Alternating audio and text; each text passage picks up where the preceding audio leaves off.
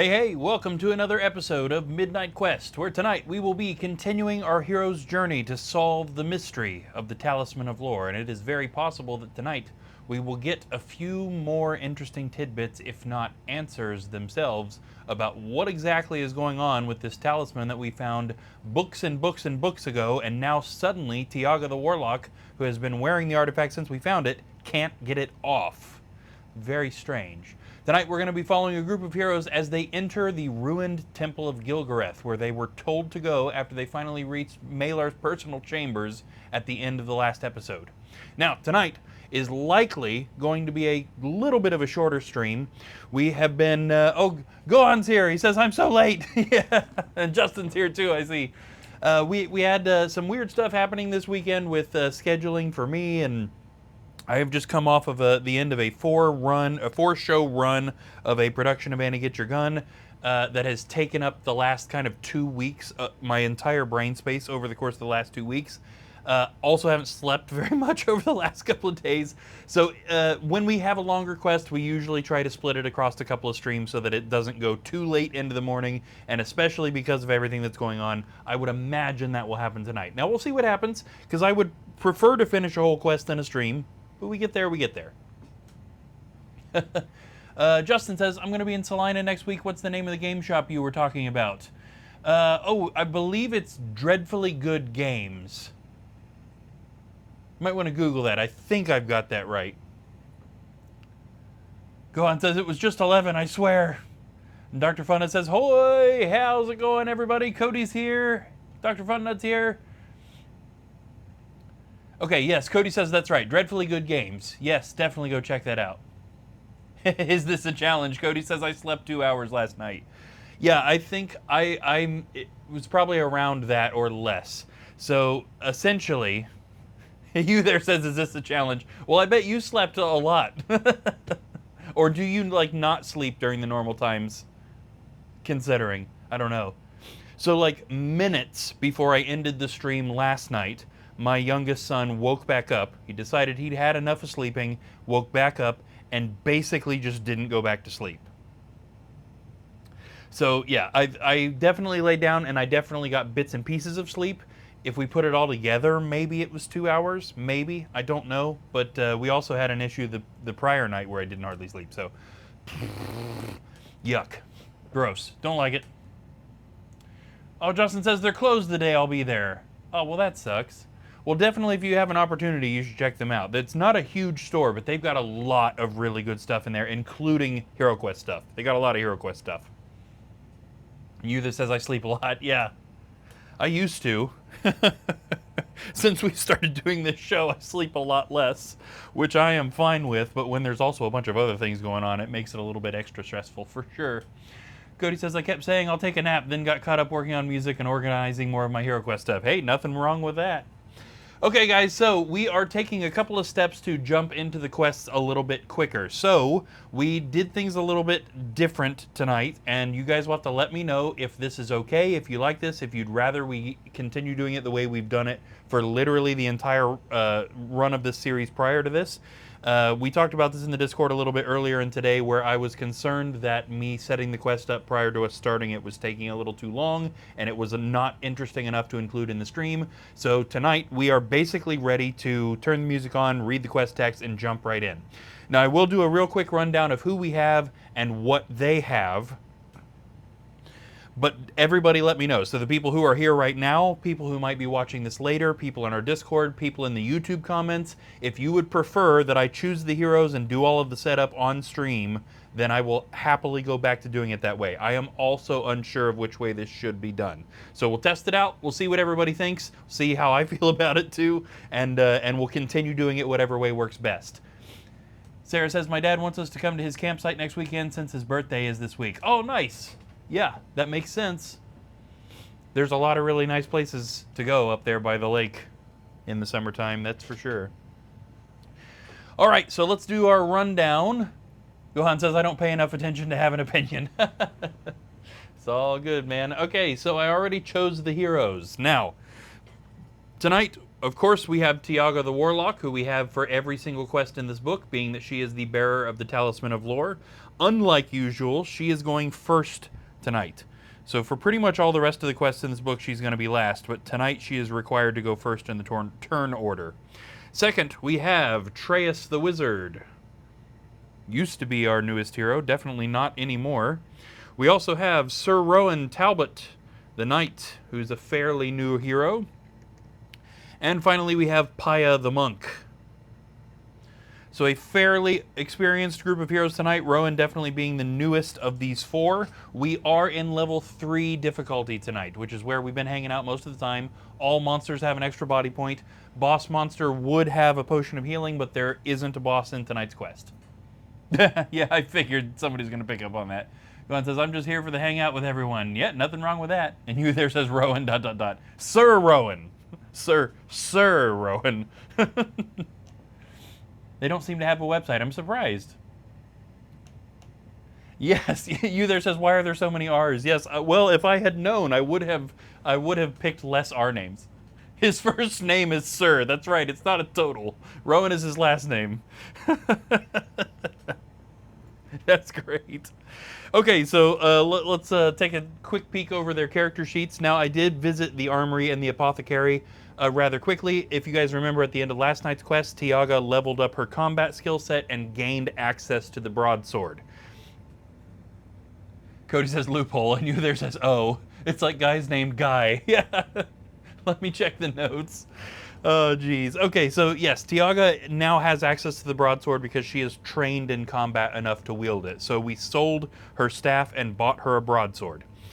She also has a potion of healing, a potion of rejuvenation, 2 potions of magic resistance, and then she's got a longsword that's just kind of hanging out in her inventory. We might sell that soon if we don't have somebody to give it to. As far as spells, she has her 3 she has her 3 warlock spells, Demon Form, Dark Wings, and Fear, as well as the Arrows of the Night Darkness spell. She also currently has access to the dread spell Lightning Bolt, which is a part of the mystery of the Talisman. Why does she suddenly have the ability to cast dread magic? Not sure. Traeus the Wizard is holding the Spell Ring artifact, which gives him an extra spell, a potion of healing, and a potion of magic resistance. He has 10 spells, but he actually does have an 11th one thanks to that spell ring. Those spells are Veil of Mist, Pass Through Rock, Heal Body, Genie, Rock Skin, Courage, Ball of Flame, Water of Healing, another Genie, another Ball of Flame, another Rock Skin. Sir Rowan the Knight has a potion of healing and a potion of strength. He also has the 3 knight skills, Concentrated Attack, Rallying Call, and Imperial Training. If you're worried about what any of this does, by the way, we will explain it when or if they use it, so don't worry about that. We will be seeing that a little bit better. And then finally, Paya has a potion of rejuvenation, as well as the 8 monk skill cards. So it should be setting us up there. There you go. Gohan says it's short for Siraj. You there says, so according to my notes, it comes down to what he is regularly referred to in chat. Ah, if I start seeing people gifting things to Rowan instead of Sir, then he dies. And Gohan says, Sir Rowan, all one word, not Sir Rowan. There you go. Oh, that's great. Okay, so that should be it for what we have to do there. So we should just start the music and get moving. And again, all opinions on that process are welcome. I'm still on the fence as to whether or not... Oh, no. Gohan's already... He's hitting the potion of healing just in case for Suroin. I will mark that on his sheet. I love it. If you guys would prefer that we do all of the quest setup on camera, I will happily go back to doing that because I'm still unsure of which way is better. But the good news is we can start the music, read the quest text, and start playing now. So let's do that. This is Quest 6 of Book 4. This quest is called The Ruined Temple of Gilgarreth. You journey to the crumbling ruin and make camp. It is almost nightfall by the time Mentor speaks with you. There is something different in his voice. Perhaps he has deciphered Lore Tome at last. You must go into the temple and retrieve the Sorcerer's crown. The bearer of the talisman will lead the way. I shall be speaking to you. Do exactly as I say. We enter by the witching door. Behind you, a blue light glows on the ruin's wall, revealing a secret door. Ah, secret door into the quest? That's a new one. So we are looking for an artifact called the Sorcerer's Crown. I see I have somehow selected chat instead of OBS. There we go. Okay, we are entering the quest at the top of the board today. So even though it mentioned that we're going to do we're entering through a secret door, we'll just use the entrance room just so that we can get everybody set on it and indicate where on the board we're entering. And Dr. Funda says, Sir Rowing. Yes. Justin says, you saved 8 minutes even with explaining why you are trying it out. Less setup equals more quest. Very true. Very true. Okay, as per usual with an entrance door, we need to populate the first hallway immediately because they can see everything just right out of the gate. So we've got a couple of walls there. And looks like the only other thing they can see as they move down is a door here. Oh, we got a first-time chat. Hopeless Gaming says, nice setup. Thank you, Hopeless Gaming. We are playing a board game called Hero Quest. Not sure if you're familiar with what that is. It is very D&D-like. But by all means, if you have any questions about anything you're seeing, don't be afraid to throw stuff in the chat. Hope you enjoy what you're watching. Gohan says, I miss picking the heroes. Well, there you go. Yeah. See, I thought before we started doing this show about setting everything up prior, but I worried about that. Hopeless Gaming says, I have seen it, never played it. I'm a new D&D DM. Very nice. Awesome. See, I've actually never played regular D&D. I've only ever played Hero Quest. So that's they're similar, but obviously not the same. All right. Thank you for the follow. Very, very much appreciated, Hopeless Gaming. We will definitely also give you a follow back. Are you also a streamer? Do you stream D&D sessions or anything like that?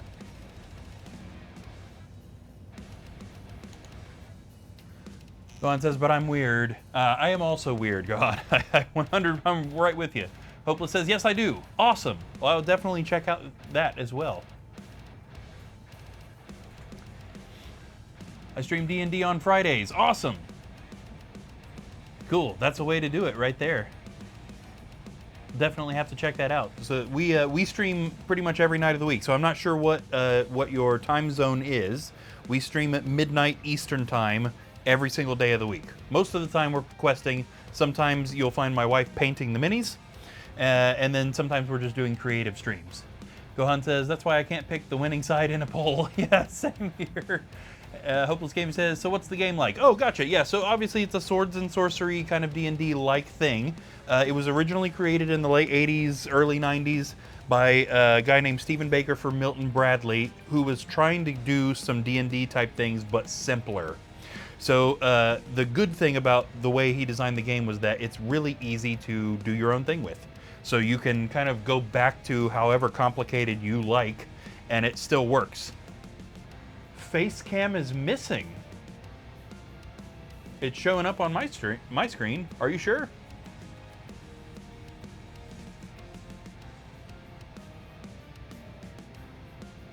Okay, there might be something going on with your stuff there, Justin.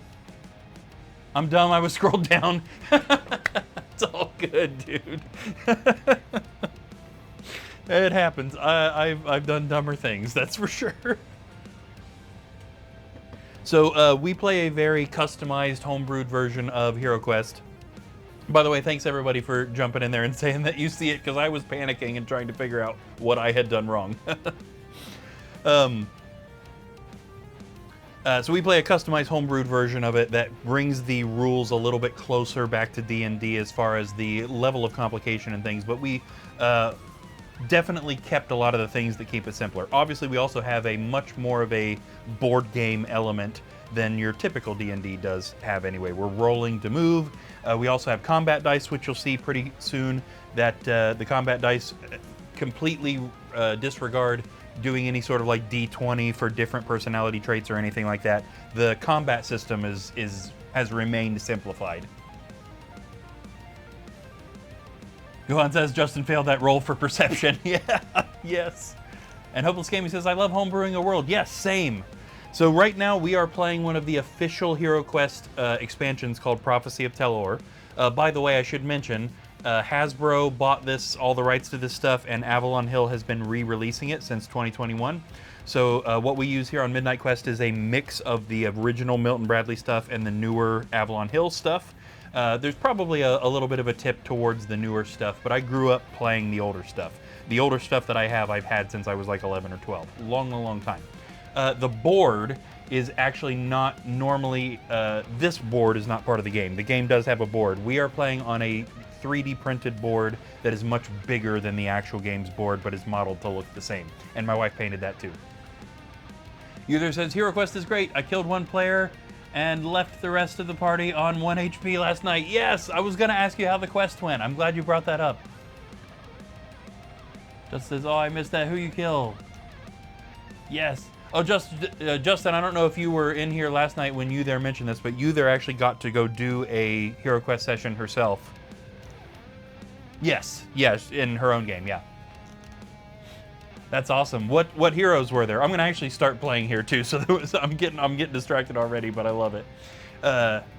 Would love to know that if you happen to take any pictures. Kill the dwarf. Okay, so we have a weird thing in this quest that is going to happen for a few turns. There is a reason that Tiaga the Warlock is required to start the turn order in this quest, and it is because she is compelled along a certain path for the first like maybe three or four turns of this. Let's see. For the first 4 turns, when it's the bearer's turn, they move the character 9 squares along the red shaded path. The bearer feels compelled along this path and the other heroes should follow. The bearer still gets an additional action each turn, not movement, after this 9-space move. Hopeless Gaming says, dude, one of the funniest things to happen so far, a player... Oh no! Said NPC got one shot by the NPC because of a lucky roll. Oh, that is amazing. That's the sort of thing that you gotta hope for every session. User says, because we're complete opposites when it comes to our homebrew rules. Yes, I make things more difficult, you make things easier. Yes. My rules also do make things considerably more difficult the further we get into it, but I also buffed the heroes to rise to that same challenge, for sure. Okay, so we don't even need to roll for Tiaga as she moves into the quest, because again, she is compelled along a certain path for the first several squares. So the path that she is to take is 1, 2, 3, 4, 5, 6, 7, 8, 9 is her first turn. So notice the weird zigzaggy pattern there that she took. And now she is allowed to take an additional action now that she's standing here. So she has search for traps in the double wide, search for secret doors in the double wide, search for traps in the square hallway because she is standing adjacent to it, and secret doors in that same area. And she is going for traps in the square hallway. So we'll go ahead and move the camera here just a little bit because this is going to apply to the entire square hallway surrounding the central room here, just because this is an awkward space to search. We're also going to put down a couple of walls just so that we can better define this area, but that is it. We're just revealing walls and traps. There might be other stuff that we won't be putting on the board until they can see it. There are quite a few spear traps around this room. We have spear trap there and there. She's kind of like in every other square type thing here.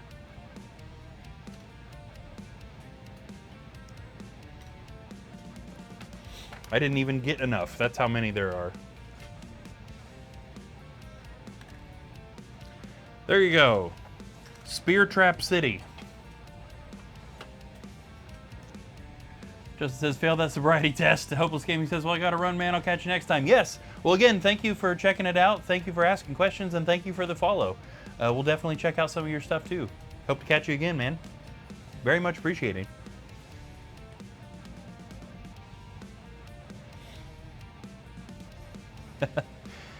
Okay, so moving Treyas into the quest as well. Now, he needs to follow Tiaga, so that was one thing that was specified. The bearer is moving along a specified path, and the other heroes should follow. Now, whether a player would remember what squares Tiaga stepped on is a questionable thing. I don't know about you guys, but if I were a player, I wouldn't have any idea. Even if I had tried to memorize the pattern, I'd no clue. I would 100% not step on one of those squares. So it's kind of hard to randomize this part of it, unfortunately. But I think we will have the other heroes successfully follow her along. So Treus. 1, 2, 3, 4, 5, 6, 7, 8. And then he did get 9, 10. So I guess let's go 9, 10, just like this. See, I was looking at the map and I still forgot what squares I was supposed to step on. Okay, so he didn't get close enough to the door to open it, unfortunately. We've already searched for traps in this square hallway, but he is also adjacent. I mean, technically, he's still standing in the double wide, so he kind of has the same option she did. Traps in the double wide, secret doors in the double wide, secret doors in the square hallway are his options. And he is doing secret doors in the double wide hallway there, the one that goes back towards the door, and there are none. All right, Sorcerer, if you will.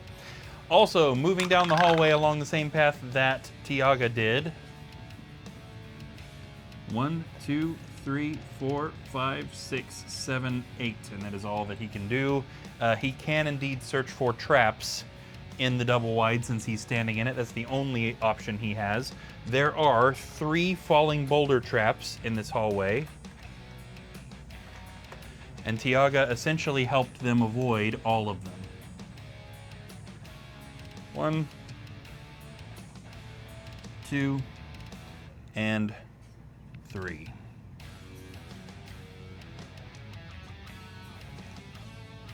Justin says, just gonna rename all the heroes over time. Yeah, we've got Maorkai, Sorcerer, yeah, yep. Too true.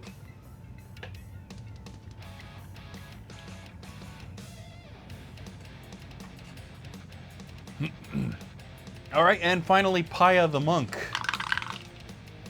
Now I don't need to pay quite so hard attention because I can see where the traps are that path was specifically avoiding.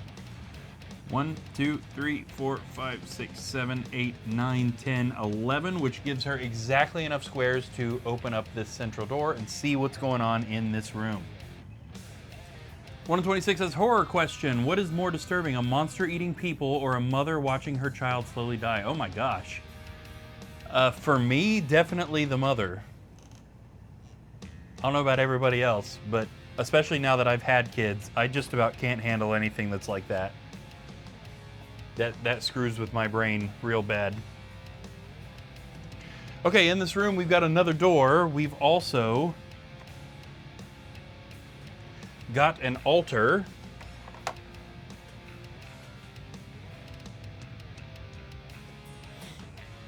And a whole slew of monsters. We've got 3 skeletons. Oh boy. Oh no, okay, good. I thought these were bad paint jobs I had done. No, these skeletons are among the ones that Savannah painted. There you go. As you can see, despite the fact that the production is over now, my brain has not recovered yet. Skeleton, skeleton, skeleton. Gosh, those look good. Also, 2 mummies.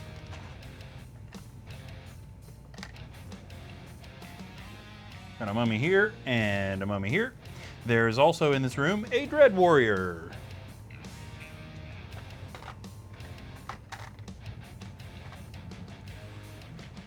In the corner. Corner Warrior. Rukoro says, hey, how's it going, Rukoro? Good to see you. Good to see 126 too. I don't know if I properly greeted you. He says, oof. Who's Savannah? Yeah, it's my secret side chick, that's for sure.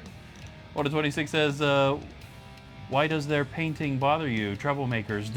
Yeah. You weren't supposed to say anything about Savannah. Oh, see, now Savannah's got a third person. Savantha. We're getting crazy up in here. Let me take a quick peek at something real fast.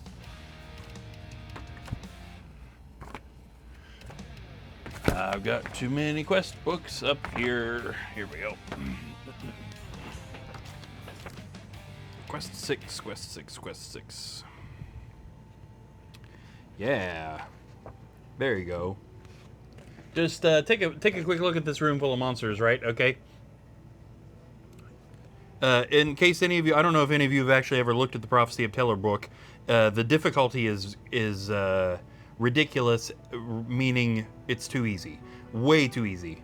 The way they've got this quest book written it's kind of wild. So I'm gonna try and hide most of this, but take a look at this. Is the original quest book, right?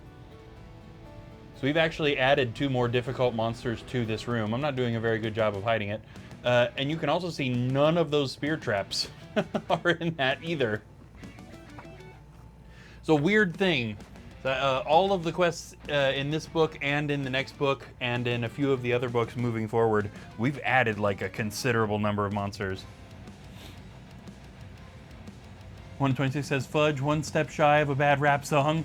Anywho, I got a lurk. I'm working on my 3rd book. Awesome. It's been knocking about in my head for nearly a year and I'm sick of it. Got to get it out. Awesome, man. Absolutely. Justin says, I would look at it if I had one. Yeah, because he's been waiting for that expansion for so long.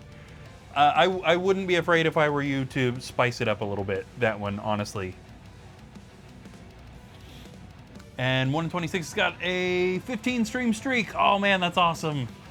That's awesome, man. Thank you for that. Okay, now, Paya's got a couple options now that she's looking into this room. She knows what's in there. She doesn't have any movement left to walk in there, and it'd be dumb for her to do it anyway. So she could use her energy bolts to attack one of those monsters. That'd be a pretty weak attack, or she can search that room for either traps or secret doors. So let's just see what she wants to do here. Traps, secret doors, or attack. Now, you know what? Let's actually remove secret doors from that, because where would it go? It would just open up into the hallway, which they can already access. So I think we're just going to do that. Traps or attack. It's going to be traps. And there are no traps in there, because as Gohan pointed out yesterday, the only time they bother to search for traps is when there aren't any. And that does take us to the monster's turn. We've got several options for monsters that can get to Paya right now. It's just going to be this skeleton right here. Skeleton swings its scythe at the monk and misses her entirely. That figures. Now we have another door over here, and these monsters can go out that door. So let's go ahead and have the monsters open that door. 1, 2, 3, 4, 5, 6, 7. Oh, that figures. It's so close. We know the mummies aren't going to get up there. Skeletons can move 6. 1, 2, 3, 4, 5, 6. Yeah, it's so close. Okay, well, the point there being that some other monsters can come out, and it's not just going to be a one-to-one thing. Okay, back to the hero's turn. It is Tiaga's turn, and as we mentioned, for the first 4 turns, she is compelled along a specific path. We don't need to roll to move her. She is just going to move along this path. Now watch this, because this is important.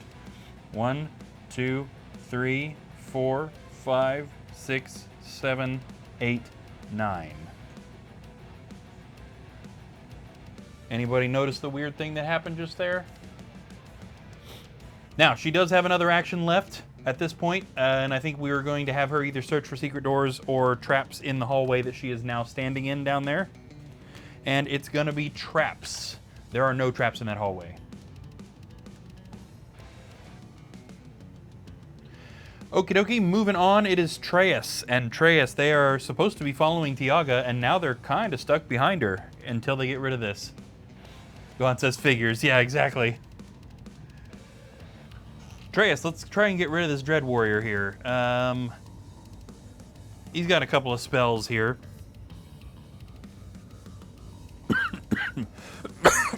Excuse me. Getting some acid reflux sneaking up on me. Treyas summons a genie, which he directs at the Dread Warrior, and the genie immediately attacks, hitting the Dread Warrior with a 4. Good lord. Unlike the genies that Morkai was summoning last night, this one's actually decent. And look at that, dumb Dread Warrior didn't defend a single thing. Boy, where's Morkai when you need him to learn a lesson? That is how you cast Genie. That's actually insane how well that worked. That was super lucky rolls. Treyas is going to then continue down the hallway after Tiaga. 1, 2, 3, 4, 5, 6, 7. 8, 9, 10. Since he knows there's no traps down there, I think we can safely have him move beyond her. Okay, so we've at least got somebody down there with her. So I think Paya and Sir there can continue to deal with what's going on in this room. And it is indeed Sir Owen's turn. Now, he does have a decent long-range attack, but it's not as good as his close-range attack, so I would much prefer to get him in there, but I don't think we can. 1, 2, 3, 4, 5, 6, 7. No, he won't make it. So for now, let's stick him here, and he can shoot at the skeleton, and then we'll switch. No, we want Paya close range. Okay, so if we can, we'll get Rowan around to the other door on the next turn. Rowan fires off an arrow at the skeleton, hitting it with a critical hit of 3. Wow. Dang it. Okay. Well, we might not have to split this quest into 2 streams if it keeps going like this. The heroes keep getting ridiculous critical hits and then the monsters don't defend. We're going to be in good shape. Okay, they do know that there are no traps in that room, so I think it's safe for Paya to move in there. In fact, I'm not even all that concerned with her getting surrounded. So Paya moves into the room and immediately throws a punch at the mummy, hitting it with a critical hit of 4. This is insane. And the mummy defends nothing, right? And the mummy defends nothing. What is happening right now? That mummy's dead. This is okay. I'm not going to complain, but this is awfully strange. How long will this luck last? Oh. Okie dokie. Monster's turn. So we definitely can surround Paya, and I think that's strategically a smarter move than trying to get somebody out there to attack Sir Rowan there. 1, 2, 3, 4. Skeleton swings its scythe at Paya. Missing. The mummy throws a fist at Paya, hitting her with 1. She's got good defense, right? Yes, she has very good defense. And it didn't matter. Okay. She takes that hit, dropping her to 11 points.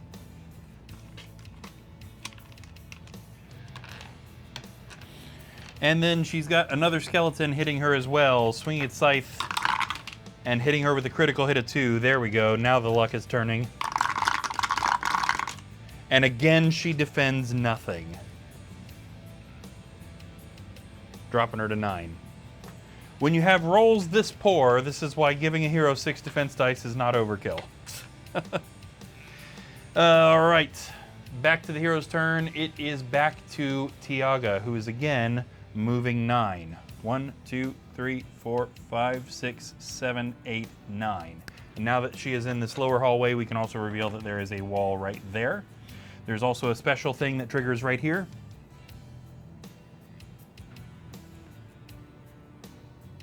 Tiaga hears a strange voice. I am almost there. Move quickly. Strange. She is again allowed to either search for traps or secret doors now that she is down here, and she is again going to search for traps and find none.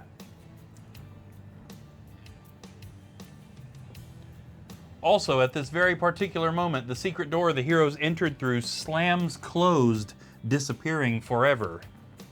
The heroes are going to have to find some other way out of the Temple of Gilgarreth. Gohan says strange voices can't be good. Yes, that is very true. Treyas, that's right. Treyas is over here too, following along. 1, 2, 3, 4, 5, 6. He gets right behind her there, and since he still has an action left, we'll let him search this hallway for secret doors. He also finds none. Coming back over here to Sir Rowan. Let's just roll him and see what we get. Okay, not very good. I was gonna, if he got like an 11 or 12 or something, I would have moved him around to the other side of the door, because he does attack better at close range, but at least he can kind of do some stuff here. I think we're gonna have him attack the mummy. I maybe would have him attack a skeleton just to reduce the number of monsters hitting her, but she's got an area of effect attack that I think we're gonna use, so she might kill all of them in one hit. So Rowan loads up an arrow in his crossbow and fires at the mummy, hitting it with a 2. It blocks one and takes the other, dropping the mummy to 2 body points left. That takes us to Paya, who is indeed going to use the element of air. Now, she has 8 cards over here. She has 4 elements: the element of air, the element of water, the element of earth, and the element of fire. Each element has 2 cards associated with it. These are the 2 cards associated with the element of air. If she uses one, it uses up both. Okay, so what she's doing here as an action, make 1 unarmed attack against all adjacent and diagonal monsters. This is something that, generally speaking, she can only do once per quest. Paya attacks the skeleton, hitting it with a 2. The skeleton does not defend. Paya attacks the mummy in front of her, hitting it with a 2. The mummy does not defend.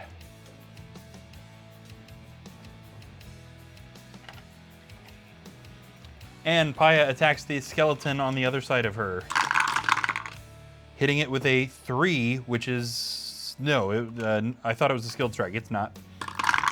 However, the skeleton does not defend. That would have been a skilled strike if we weren't in level 3 difficulty. That's wild. Again, the luck is kind of insane. I wonder how long it will hold in this quest. If the heroes keep doing that, we'll definitely finish this quest tonight. Okay, Paya, traps, secret doors, or treasure. And again, I think we're going to remove secret doors for the same reason we did last time. It couldn't possibly lead anywhere useful. So, and she's already done traps. Never mind. We're doing treasure. My brain will equalize at some point, I promise. I don't know if it'll be tonight, but at some point my brain will equalize. Let's see what Paya finds. She finds a wandering monster. And in this quest, the wandering monster is a deep orc. Deep monsters, of course, live in the deepest, darkest tunnels underneath the world. Occasionally they venture out. They are slow because they are blind, but if you're going to survive in the deep, dark tunnels, you have to be strong, so they attack very hard. The deep orc immediately swings its sword at Paya, hitting her with a 2. She only blocks 1, taking the other hit and dropping her to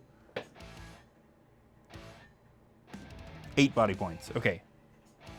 I'm going to have to reprint some new character sheets, I think. I'm getting to the point where even though I erase the damage, it's hard for me to tell if a number is marked out or not. I'm really hoping that maybe during the creative stream this upcoming week or even during Savannah's paint stream tomorrow, I can spend some time looking into how to get the body point totals presented on the screen. Because if it's there, I may not even need to have it on the character sheets at all. Okay, that was the end of Paya's turn, so we are back to the hero's turn, which means we are headed back over to Tiaga for the final turn that she is being compelled along a certain path. 1, 2, 3, 4, 5, 6, 7, 8, and 9. And as she reaches this space, another event triggers. You again hear the voice that has been speaking to you. You realize that it is the same voice that told you to enter the temple. This is not Mentor, this is Malar. He demands, "Give in to me, hero, you cannot stop me. You must fight to break his hold on you. Immediately move the bearer another 9 spaces." Whoop. All the way up over here, and real quick we're gonna do some filling in because Tiaga turned a corner and we didn't fill in the hallway. There's a door next to her. There's also a wall in front of her. And then up that double wide hallway, there are also 2 zombies and an ocean mummy.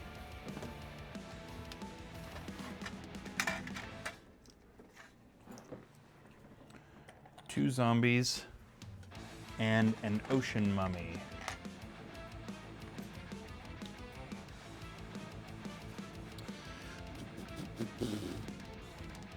Okay, Tiaga needs to roll 4 combat dice.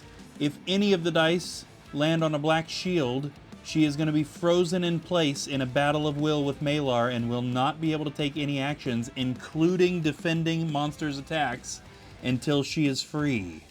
So we're going to roll her 4 dice and see what happens. She is indeed locked into a battle of wits with Malar because we rolled a black shield. She can continue to roll to free herself at the beginning of each of her turns. If at any point there are no black shields in the resulting roll, she is free and will have another event trigger. Justin says, I started messing with some riffs for Ocean Abomination. I'm really rusty though. Oh, that's right. I forgot you were going to start a band called Ocean Abomination. Nice. Yes.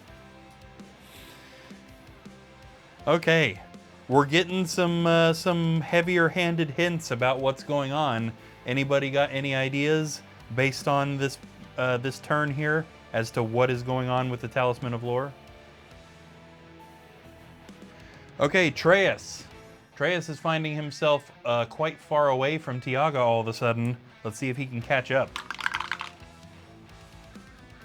1, 2, 3, 4, 5, 6, 7, 8. He has made it to the end of the hallway, but unfortunately he's still not anywhere near her thanks to jumping forward like that. He also can't attack any of the monsters that are close to her. However, he can do some searching. Now we do know that every square between here and where Tiaga is not trapped because she didn't step on any, but we don't know about the square in front of the door, so it's still a possibility. Traps or secret doors there, Treyas? He's going for traps. No traps in this hallway.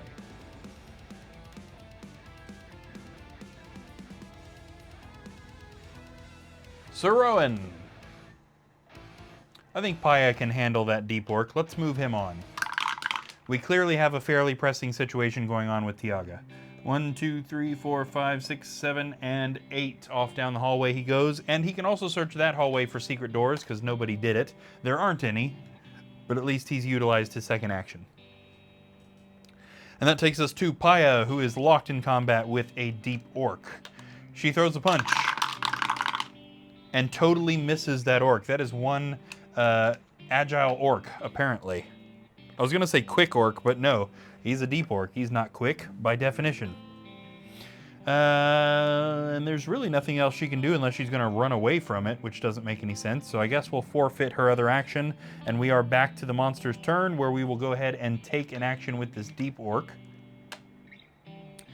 Deep orc swings at Paya, hitting her with a 2. Which she blocks, but just barely. Only 2 white shields out of 6 dice. That's pretty stupid.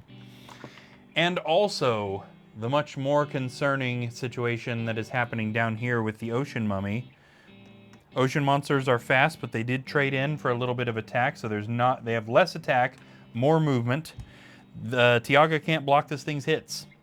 So the mummy swings the fist at Tiaga and hits her with the critical hit of 2. She takes both points of damage, dropping her to 10.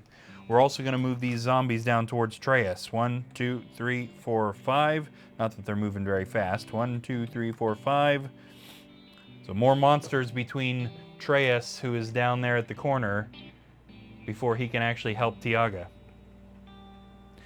Okay, back to the hero's turn. We are starting off with Tiaga, who is still locked in a battle of wills with Malar. Let's see if she can break free of his hold. She did not, unfortunately. She is still trapped. She cannot take any actions or defend against monster attacks until she can do that. Justin says, might pass out soon. Still will have stream up. Right on. Yep, totally understood. Okay, Treyas. Let's see how far he can get. Hopefully he can at least attack one of those zombies by the end of his movement. 1, 2, 3, 4, 5, 6, 7, 8, 9. That's actually perfect for him. He is up to the zombies, but still at a point where he can use his long range. Sending a blast of energy from his redwood wand, he fires at the zombie, hitting it with a 2. The zombie blocks both. There you go. And that brings us to Sir Rowan, who is headed down the hallway in an attempt to reach them.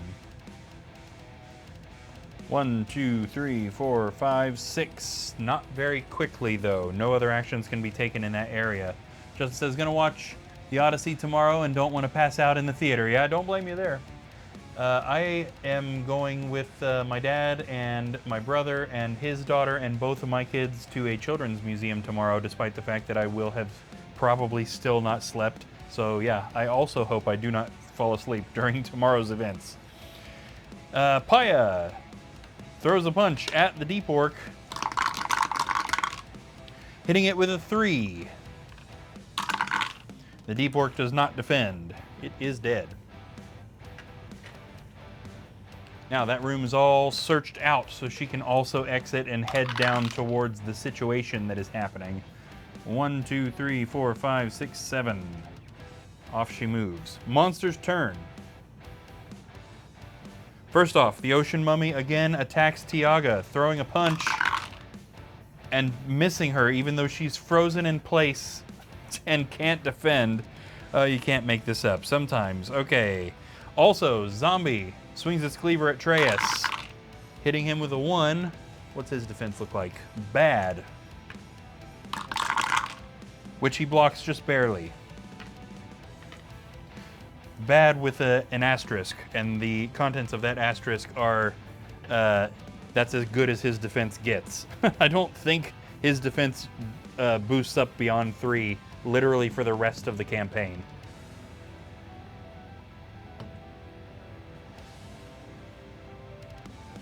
Okay, we'll move this other zombie too. It can't actually attack, but it will move it.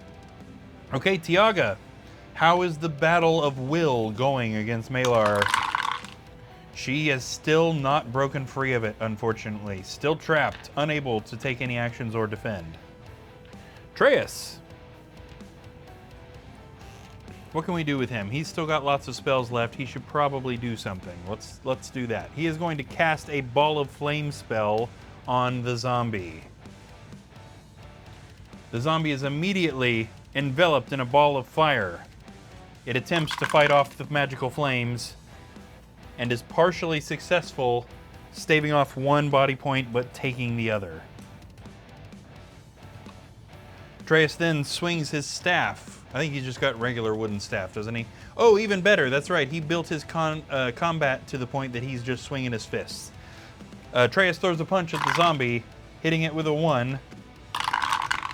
And it doesn't block. He does manage to finish the thing off between the spell and his punch.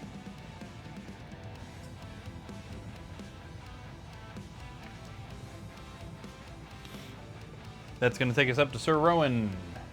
We'll just go ahead and do this so we can leave the camera there for both of them. Rowan is moving 10 as the... Looks 1, 2, 3, 4, 5, 6, 7, 8, 9, 10. There we go. Oh, he still moved off camera, darn it. So he still didn't get close enough to help, but he's getting there. Paya also moving. 1, 2, 3, 4, 5, 6, 7, 8, 9, and 10. Looking down the hallway.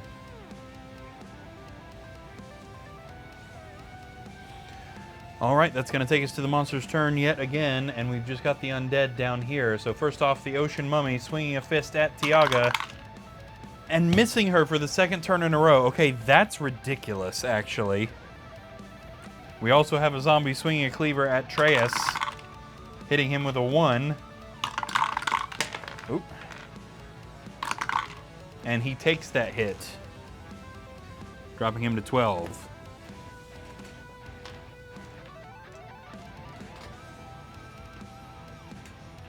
All right, back to Tiaga. How's that Battle of Will going? Finally, she breaks free. Let's see what happens here. You muster all your will and cast Malar from your mind. Your senses seem to sharpen for the first time in many days, and you feel like yourself again. You hear the voice again, although it is just a whisper. You held me back this time. No matter, your strength shall fail, and I shall emerge victorious. The bearer gains 1 mind point. Oof, that puts her up to 11 mind points. Now, keep in mind that her mind point total is going to go back down to normal after this book is done. So she is not at 11 mind points permanently, before anybody is worried about that being super overkill, because it definitely seems it. Okay, now that she is back, she can still take both of her actions against this mummy. And I do believe what we're going to do with her is cast Demon Form and then attack. So this allows her to ignore pit traps and gives her an extra attack dice for close and long range attacks. This spell disappears if she's hit at all, but she regains it if she kills a monster. She becomes a massive demon and immediately swipes her claws at the ocean mummy, hitting it with a 1, which it doesn't block.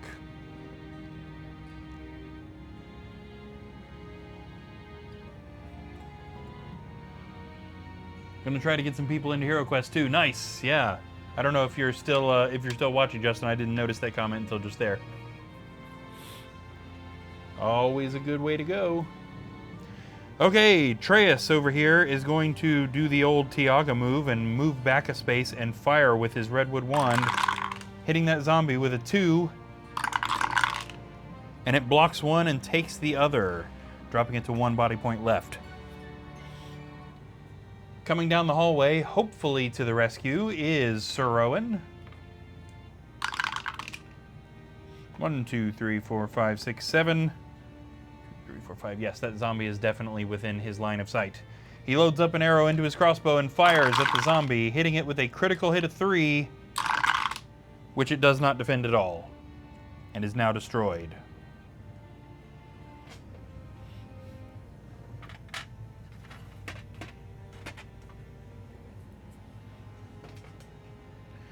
All right, and Paya the monk still kind of headed down towards everybody. Oh wow, she got a 12. She's definitely moving. 1, 2, 3, 4, 5, 6, 7, 8, 9, 10, 11, and 12. Not close enough to really do anything at the moment, but she's down there now. Monster's turn.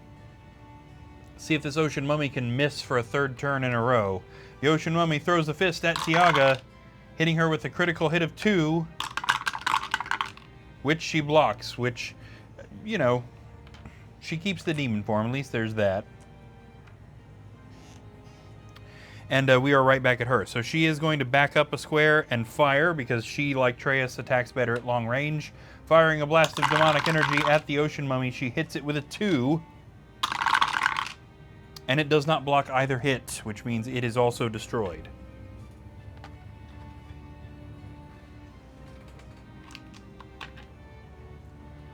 Okie dokie, that takes us to Treyas the Wizard, who is also on camera down here. We need to bring him forward here just a little bit. 1, 2, 3, 4, 5. I think we're going to stop him here and have him check out this hallway, because we can't have him go in the door without actually literally going into the room, which is potentially stupid if there's a trap in there. So, looking down this double wide hallway, are there, which is he doing? Traps or secret doors? He's going to go for traps down this hallway. I maybe should have manipulated that, because unless there's a secret door down there, there's no reason to walk down there. So searching for traps actually isn't. There's really no reason to do it. There is a trap, but it's right here, so avoidable.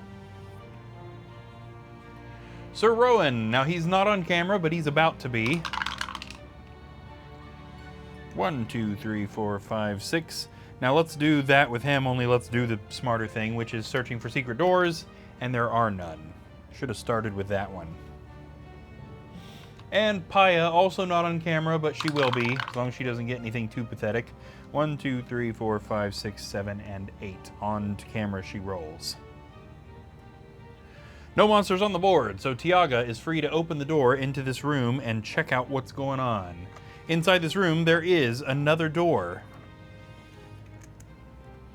A fireplace.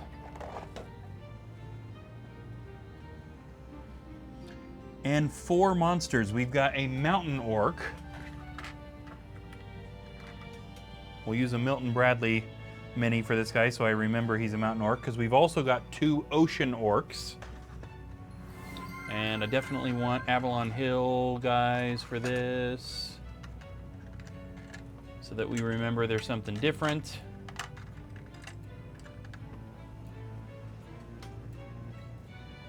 Oh, okay. I thought I heard the noise, but it was really quiet. So we've got a difficult monster redeem. Okay. Let me finish populating this room. So Ocean Orc, Ocean Orc. We've also got an Ocean Abomination in this room. And we're increasing the stat, I assume, of the difficult monster.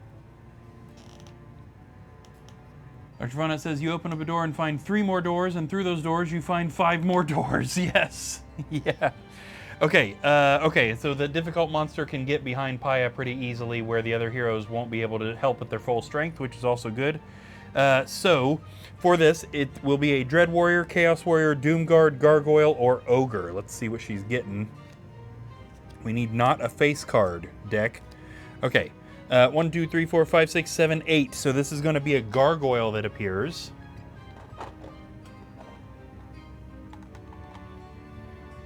gargoyle appearing behind Paya. And also, we are going to up one of its stats, so we'll draw a card for this. A low card is going to be its attack, a medium card is its defense, and a high card is going to be its body points. 5 is a medium card, so that is an extra defense dice for the gargoyle, meaning its stats will be 4 attack, 6 defense, and 4 body points. So that's a pretty formidable enemy, that is for sure. And also, because it is a wandering monster, summoned by Sarah, and empowered by Dr. Funnut, it immediately attacks Paya, swinging a sword and hitting her with a 2. And she blocks one, but not the other. Let me tell you what, 6 defense dice, and she is defending like crap tonight. Okay, now Tiaga. So we're technically here at the beginning of a hero's turn still. So let's also remember this gargoyle will be allowed to attack on the next monster's turn as well, because it was technically still the monster's turn. I mean, Tiaga opened the door, but she hasn't taken any actions yet. So for all intents and purposes, the gargoyle attacked on the previous turn. Okay, Tiaga, we've got 4 monsters in this room. We could also search the room for traps. So what is she doing here? Does she have a preference for that? She actually does prefer trap searching before she does anything in a room. I feel like we ought to change that, though, because she does work better firing from a doorway than stomping into a room. I guess the battle doesn't necessarily mean she has to stomp into the room. Yeah, it's a weird thing. Okay, is she searching for traps or not? She is not. Okay. So she can hit any monster except for the abomination in this room. Let me go ahead and pull the camera over just a little bit better. So she can see any of these orcs. She can't target the abomination because it's behind one of the orcs. She is going to attack the orc that is directly out from her, that ocean orc. Sending a blast of demonic energy, she hits that orc with a 2. And the orc does not defend, destroying one of them. She also does have a second action, which she might as well use to search this room for traps. Now that she's gotten an attack out of the way, and there are actually no traps in that room.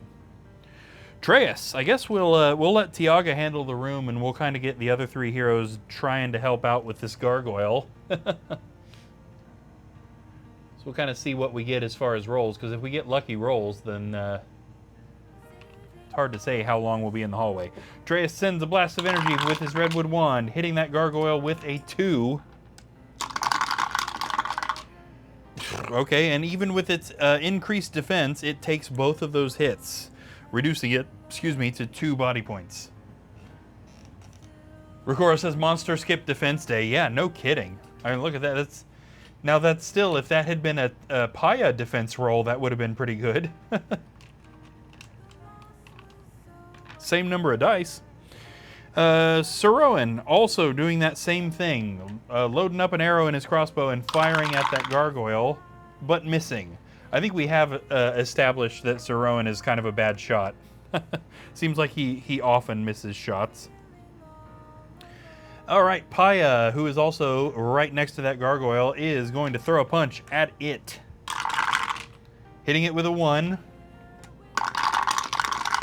Which it blocks, but just barely. Again, 6 dice, only 1 black shield. That's at least a little more understandable than 6 dice and no white shields. Is there any other searching she can do? Not really. Okay, yeah, we maybe should have used her Strength of the Mountain, but honestly, I expected her to roll a little better than 1. Okay, monster's turn. We're already pointing at the gargoyle. Let's take care of that. The gargoyle swings its sword at Paya, hitting her with a 2. And she only blocks 1, dropping her to 6 body points. I bought her that potion of rejuvenation before this quest just because she didn't have anything for just in case. And I thought about not buying one because I thought 6 defense dice, what are the odds she gets hit that much? She's got hit way more than everybody else in this quest so far. And then, of course, we have the monsters in this room. So one of these monsters is going to come up and attack Tiaga. It is going to be the mountain orc. Coming around the corner and swinging its sword, hitting her with a 1, which she blocks. Okay, now unfortunately we're back to her, and I kind of don't want to move her out of the doorway of the room. That's going to open up the floodgates. So I guess she's just going to swipe her claws at that orc. Ooh, okay, I just remembered something. Gohan says, remember when Gramina didn't hit so hard? Yes, I do remember that. The number of quests where she was basically useless was laughable, considering where she's ended up.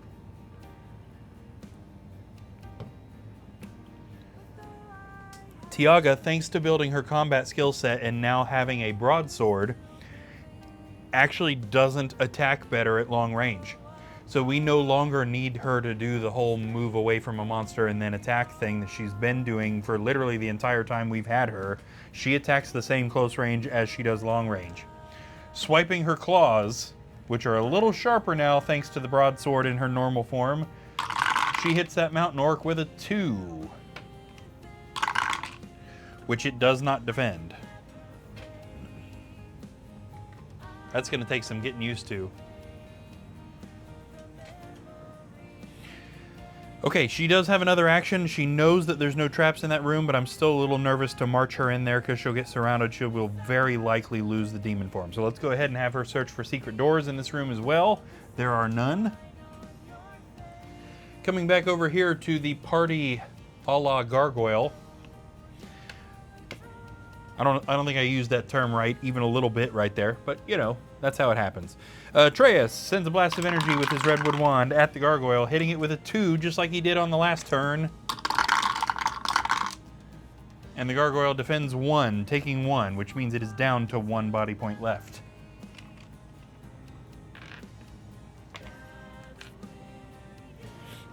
Sir Rowan puts an arrow in his bow and fires at the gargoyle, hitting it with a 1.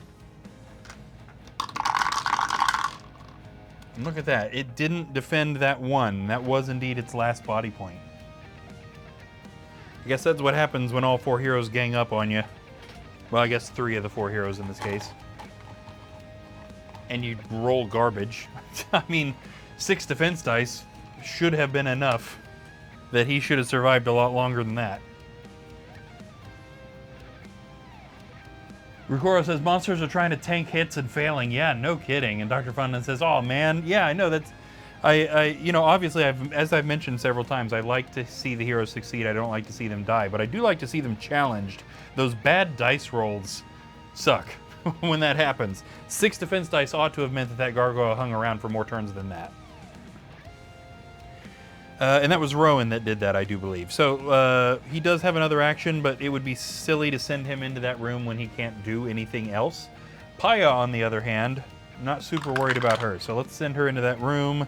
1, 2, 3, 4, 5. That sucks a little bit. So she didn't get close enough. I guess we'll have her fire at the ocean orc, because her long range sucks, and it never gets improved, by the way. She will have long range 2 attack dice for the rest of the campaign. She's more likely to kill that orc than she is the abomination. So let's give it a try at least. She sends some energy bolts at the ocean orc, but misses it. Yeah, Dr. Funnut says, I mean, we tried to make it difficult. Instead, we made a stuffed animal. Yeah, essentially, yeah. Okay, monster's turn. Whoa, my finger caught that wall and destroyed everything. There we go. The ocean orc swings its sword at Paya, hitting her with a 1, which she blocks. The ocean abomination also attacks Paya. Let me just remind myself of its stats. 3 attack, 2 defense, 3 body points. I don't know why I can't remember that. The ocean abomination thrusts the spear at Paya and misses. Might have to take some acid reflux medicine here. I'm coughing too much. Back to the hero's turn. Excuse me. Tiaga is going to fire a blast of demonic energy at the ocean abomination, hitting it with a 2. It blocks 1 and takes 1.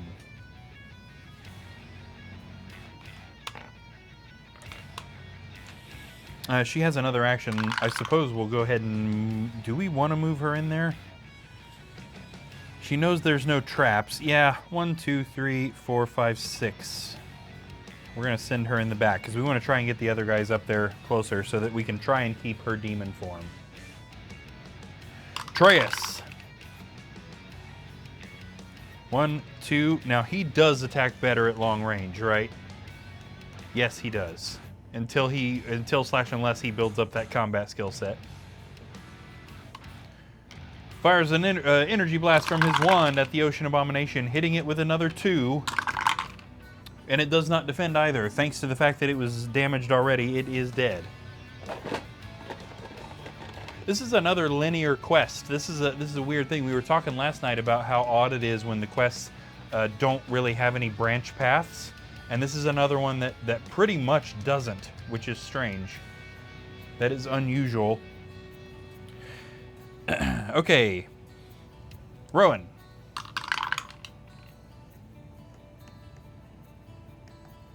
Didn't make it close enough to attack that thing close range. Loads up an arrow in his bow and fires at the ocean orc, hitting it with a 1.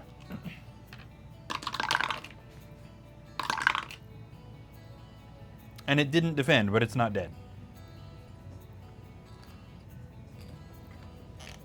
That was a little social experiment, too. I'm waiting for the hammer to fall. I mean, only a certain amount of hammer can fall. Let's see... Paya. Yes, Paya. Paya throws a fist at the ocean orc, theoretically finishing it off, or not, because she was feeling in a generous mood this turn, I guess, and has elected not to kill that orc.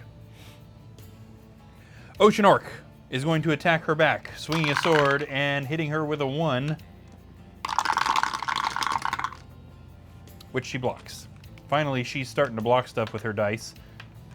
I guess she learned what happens when she watched that gargoyle die that quick. I guess maybe when you throw 6 defense dice, you should defend occasionally. That takes us back to Tiaga, and I think we'll, regardless of... I want her to try and attack the orc. Nah, you know what? We're going to move her into the door. There's no reason for all 4 heroes to attack that orc. It's not that strong. 1, 2. We're going to have her open the door into the red room. We're going to hang out with this camera as long as we can. In the red room, there is another door. I take it back, guys. I think we're going to finish this quest tonight. I mean, I might be jinxing it by saying this, but we're at or past the halfway point already. I guess I should stop trying to predict at the beginning of the episode whether or not a quest is going to be short. This room is filled with goblins. We've got a wasteland goblin right in the doorway. Now, the wasteland monsters have thick, leathery hides, so they're slow, but they have higher defense. We also have a swamp goblin. Swamp goblins have increased attack, and at a later point in this game, they will have slightly decreased defense. But right at the moment, their defense is not decreased because their defense is only 1. And then we have 2 goblin archers.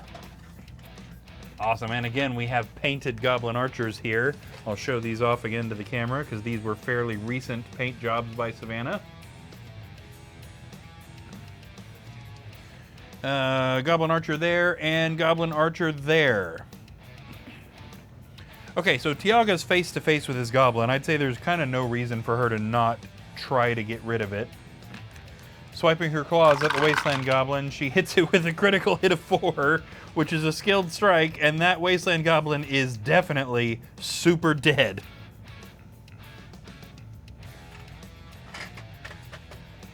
Didn't expect that. Okay, Treyas. I think we're going to have Treyas go up there where Tiaga is, because again, there's no reason to have everybody attacking that one orc. Yes, Ricora with the super dead emote. 1, 2, 3, 4, and we'll go 5. This is a bit of a risk there, being that they don't know. Actually, okay, here's an interesting thing, and I think all of you guys should know this. If any of you are playing Hero Quest, then this is a good thing to keep in mind. I forget this often, but it just occurred to me. A square cannot contain a monster and a trap. Or at least almost never. Short of something special being notated in the rulebook, in all of the expansions that are officially released, that I can think of right at the moment, a square cannot contain a monster and a trap. So actually, Treyas knows that square is safe because there was a goblin standing on it. Good thing to keep in mind. Treyas is going to send a blast of energy from his wand at the swamp goblin. but misses. Well, what are you going to do?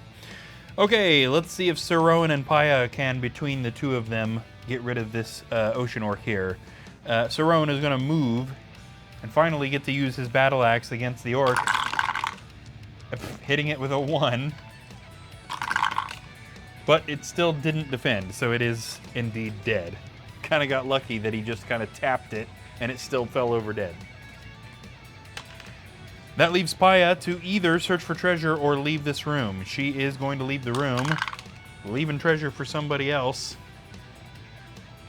1, 2, 3, 4, 5, 6. Let's see if she can take out this archer here. Throwing a punch at the goblin archer, she hits it with a 3, which is, yes, indeed, that is a skilled strike, even with level 3 difficulty. That goblin is super dead. No bombs for you, goblin. No, sir.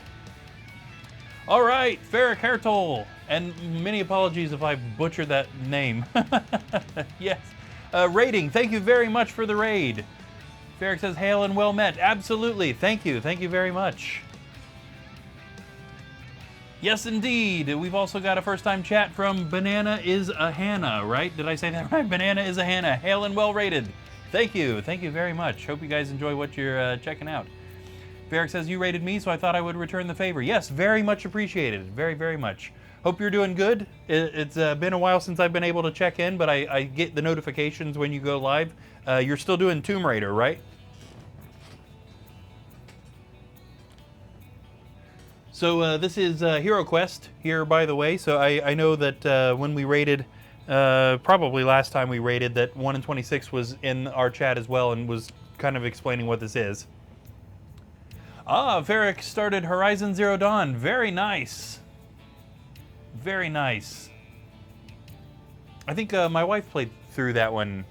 I think Savannah played through that one. Looked like a really fun game. Dr. Fauna says, welcome. Yes, welcome to everybody who's watching Ferric's video, and thank you for rating again. Thank you for hanging out. We are playing a D&D kind of style board game called Hero Quest. This is it's a kind of D&D but easier, and then I've homebrewed it and made it much more difficult. So if any of you that are watching now have any questions about anything you're seeing go on specifically, don't be afraid to throw something in the chat. Me or any of the people who are watching who also know this stuff will be happy to explain any rules or any lore or anything that you have any questions about, by all means. Okie dokie, I do believe it's the monster's turn here, so we got a couple of goblins hanging out in this red room right here with our heroes, so let's go ahead and take care of that. We got a swamp goblin here attacking Treus, swinging a sword, and hitting him with a 1, which he blocks, just barely though. Look at 1 white shield and then 2 black shields. Not a statistically very likely roll right there. And we also have this goblin archer, which I think we're just gonna have. Yeah, Paya is 100% within that guy's range. So this archer is going to toss a bomb over at our monk, hitting her with a 1, which she blocks. And well, she should, considering she's got 6 dice. Ferric says, I'm a huge fan of the realms. Nice. Now, forgive my, almost complete inability to understand references to things. Is this a reference to Forgotten Realms? Or is this something totally different that's just called The Realms? Because if you're talking Forgotten Realms, I am also a massive, massive fan of that. Or at least any book written by R.A. Salvatore. Okay, back to the hero's turn here. We are at Tiaga, who also has the option to either search this room for treasure or continue. She can search the room she's standing in for treasure, or she can walk into the red room and fight. Forgotten Realms is correct. Awesome. Do not forget the Master Ed Greenwood. Yes, of course. Ed Greenwood is such an awesome writer. For sure. I've got... Okay, yes, I was going to say in my face cam, I don't think you can see this, but fairly recently my dad visited a game store and brought me this good old Drist plushie with Guinevere down there. So it is down here, but it's not actively in the face cam shot. I am a couple of Drist books behind. I need to catch back up. But yes, the Forgotten Realms is a massive influence. I grew up playing this game, Hero Quest. This game was created in the late 80s, early 90s. And so I grew up playing this game and reading those books. Like all day, every day. That was the jam right there. Okie dokie. Tiaga, either searching for treasure or going into the room to attack. She isn't gonna take care of the treasure in this room that she is standing in right here. Let's see what she finds. Oh no, while she's searching, a hidden arrow shoots from the wall and strikes her. She loses 1 body point, dropping her to 9 and unfortunately also destroying her demon form spell, which is going to take her back just down to regular old warlock.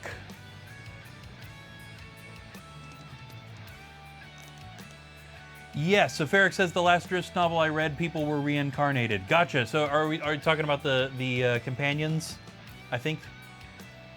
Because I know, same here, I'm a couple behind, but also in the book, yes. The book that I read also, several more people were reincarnated, yeah. So that would be R.A. Salvatore dealing with the Forgotten Realms. Well, I suppose it was just connected to D&D when it did the 100-year jump forward, you know, killed half of his characters. So he loopholed them back into the story. Yes, Catti-Brie, Wolfgar, and Bruiner, yeah, and Regis. Dr. Fonda says, oh man, if only the Warlock didn't have to fight stuffed toys for enemies. Yeah, no kidding. I'm sure she will quickly regain the ability to cast demon form. Absolutely. I wish I had more time for reading now. Now, since my wife and I have had kids, and I dislike being interrupted when I'm reading, I read a lot less than I used to. So that's how I've gotten behind with it. I was reading the Dark Tower series somewhat recently, and got maybe about halfway through the series before again kind of giving up because just out of frustration for being interrupted, which is what happens when you have little kids. Okie dokie. That was Tiaga's turn. She lost the demon form by getting hit by a trap. She still has another action, and I think we'll just move her into the red room. So 1, 2, 3, 4. I really like the Companions book too. You know, as with most things, I tend towards older material. You know, the old. You know, I think this works with bands. This works with books. Pretty much anything that people like that is an ongoing series. I fall into the category of, well, the older stuff was better. You know what I mean? But as far as the relatively newer stuff, I really enjoyed the Companions. Ferric says, I listened to the first fantasy D&D trilogy I ever read as audiobook. Nice. That's not a bad idea. If I get time to listen to something rather than reading, that may also be able to do. I started out with Dragonlance Chronicles. Nice. Oh yes, I also read. I read several of the Dragonlance Chronicles when I was much younger. My dad had several of those books. Good old, Tanis Half-Elven. I'm not sure if that's how you're supposed to say that name. I take it from having done this streaming series that I pronounce things weird. Tanis Half-Elven and Raistlin the Wizard. Absolutely fantastic series. Let's see, we are now at Atreus the Wizard, who's got a goblin right in his face. Let's back him up one, because he does attack better at long range. Firing a blast of energy with his redwood wand, he hits he totally misses the goblin and looks like a little bit of a moron, as you do when you miss. Valiant attempt, but I'm afraid you have missed. Sir Rowan. 1, 2, 3, 4. Let's just have him take Atreus' place there and just immediately attack. Pulling out a battle axe and swiping at the swamp goblin, hitting it with a 1. The goblin does not defend, but unfortunately it's a little tougher than 1 body point, so it is not dead. What else have we got? Paya. Yeah, that's right. That archer down there in the corner shot at Paya on the last turn. Let's get her over there to return the favor, or not. 1, 2, 3. Okay, or you could just roll really badly. She also has long range, it's just not very good. She fires some energy bolts at the goblin archer, hitting it with a 1, and it doesn't defend. But again, just like the other goblin, a little tougher to kill than a single body point of damage there. Ferric says, sorry to raid and run, but I am exhausted. Have a good stream. Totally understand, man. Again, thank you for hanging out for a little while. Thank you for the raid. Glad to get to know you a little bit. By all means, stop back in anytime, and we'll do the same for you. Hope you rest well. Okie dokie. We are at the monster's turn. Yes, okay, so we have a couple of obvious targets here. So the Swamp Goblin is hitting Sir Rowan, swinging a sword and hitting him with a 2. What's his defense like? I don't think he's actually been hit. He's also only got 3 defense dice. He blocked 1, but not the other, dropping him to 9 body points. And the Goblin Archer now actually has a couple of potential targets. The Archer can see all 4 of the heroes. So who's it going to attack? We'll use the suits here. Last person in the run is again Paya. So the Archer is a little stuck on Paya. Throwing another bomb at the monk. Hitting her with a 1. She blocks. Okie dokie. Tiaga, our Warlock, up here. Theoretically, again, targeting either monster. She is going to target the Swamp Goblin. Sending a blast of energy from her wand, she hits that Swamp Goblin with a 1, which it doesn't defend. She got super lucky there that that Goblin was already damaged a little bit. That Goblin is dead, and also, in consuming its essence, she has regained the ability to cast that Demon Form spell. Okay. Now, she does have to take an action to actually do that at some point. Excuse me, she's not just automatically getting it back. We haven't searched this room for anything. That was kind of silly of us to walk in here and do that. So what's she could do either traps or secret doors here. What's she doing? She's doing traps. And there are none, which is good for them because they've been walking all around this room without searching it first. Atreus. We've just got that monster over there back. Now, being that we've got all 4 heroes in here and 1 monster, again, it's kind of overkill to have all of them focusing on 1 monster, particularly a goblin. So let's actually draw a card for him to see what he is going to do. So his options here are search for secret doors, attack the goblin, or just leave the room via that door. Actually, let's go ahead and roll the dice and see, because we might be able to eliminate that if he gets a bad roll. No, he can definitely reach that door. Okay, so search for secret doors, attack the goblin, leave the room. He is leaving the room. Fair enough. 1, 2, 3, 4, 5. Opening the door, and we are going to need to switch cameras here so that we can see the other room. Let me get that out of the way. So in the blue room here, we have another door. We also have an alchemy table. Or sorry, an alchemy bench. I think I occasionally swap back and forth those 2 names. We also have a throne in this room, which I assume is just kind of acting more as a chair than a throne. And then we have a mountain orc and a deep orc. Mountain orc is the Milton Bradley mini right here. And then we also have a deep orc, and we'll make sure that this is an Avalon Hill mini so that we remember which one's which, since neither of these particular minis are painted. Here we go. So we've got Mountain Orc, Deep Orc. Okay, Atreus has got plenty of spaces to continue walking in there, but is he going to stop and search for traps? Yes, he is. So he's stopping on the square that he is on and searching the blue room for traps, and he detects none. Moving on with Rowan. We kind of have a similar situation with Sir Rowan here, right here. He could search for secret doors, attack that Goblin Archer, or leave the room to help Atreus. He is also leaving the room. So apparently the heroes have determined that this goblin is not a threat. 1, 2, 3. Okay, let's actually pivot here because he only got 4. He can't move any further. He might as well just go 4 right here and attack that goblin after all. Pulling out his battle axe, he swings at the Goblin Archer, but misses. Well, oh, I guess that was all for nothing. What do you do? And we have blocked both of the close range spots next to that goblin, so it actually doesn't make a whole lot of sense for Paya to attack the goblin. She would be doing it very weakly. So we'll go ahead and draw because she still could kill it even with her low long range, or she could roll to try and get into the blue room and do more damage. I would kind of rather her do that, to be honest. Let's roll the dice and see what she would get if she's moving. Yeah, again with the 12s. Let's get her into the other room. Is she going to attack the mountain orc or the deep orc? She's going for mountain. 1, 2, 3, 4, 5, and 6. Off into the blue room. Paya throws a punch at the mountain orc. Hitting it with a 2. Might get rid of it. Yes, indeed. The mountain orc defends nothing and is dead.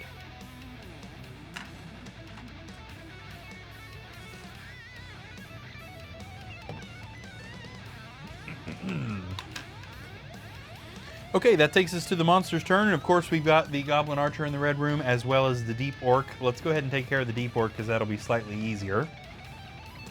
The Deep Orc swings its axe at Paya, hitting her with a 3. That was a pretty good hit there. She blocks 2, but not the other one, dropping her to 5 body points because she's getting the snot beat out of her in this quest. She just cannot defend, even though she's got the most defense dice. She really has no excuse for that. Okay, the Archer could attack either Treyas or Sir Rowan, and it is going for Treyas in this case.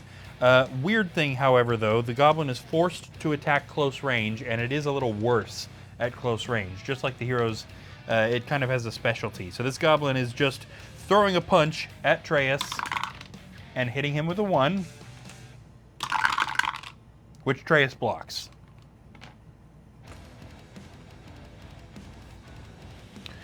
All right, Tiaga. We've got a few options here for her. She could search for secret doors, cast demon form, attack the goblin, or leave the room.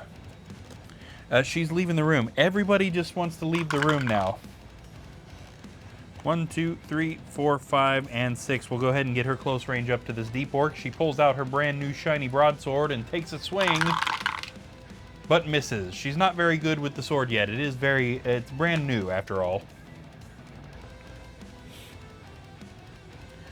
Okay, Rowan. No, Treyas. Sorry, I tried to skip Treyas there. Treyas is going to go ahead and attack this goblin just because it's right next to him. I do think we're going to back him into the blue room and have him shoot, because again, he attacks better at long range. Firing a blast of energy from his wand, he misses that goblin. That is the fastest goblin. Gohan says hacky slashy. Yes. This goblin just can't be hit for some reason.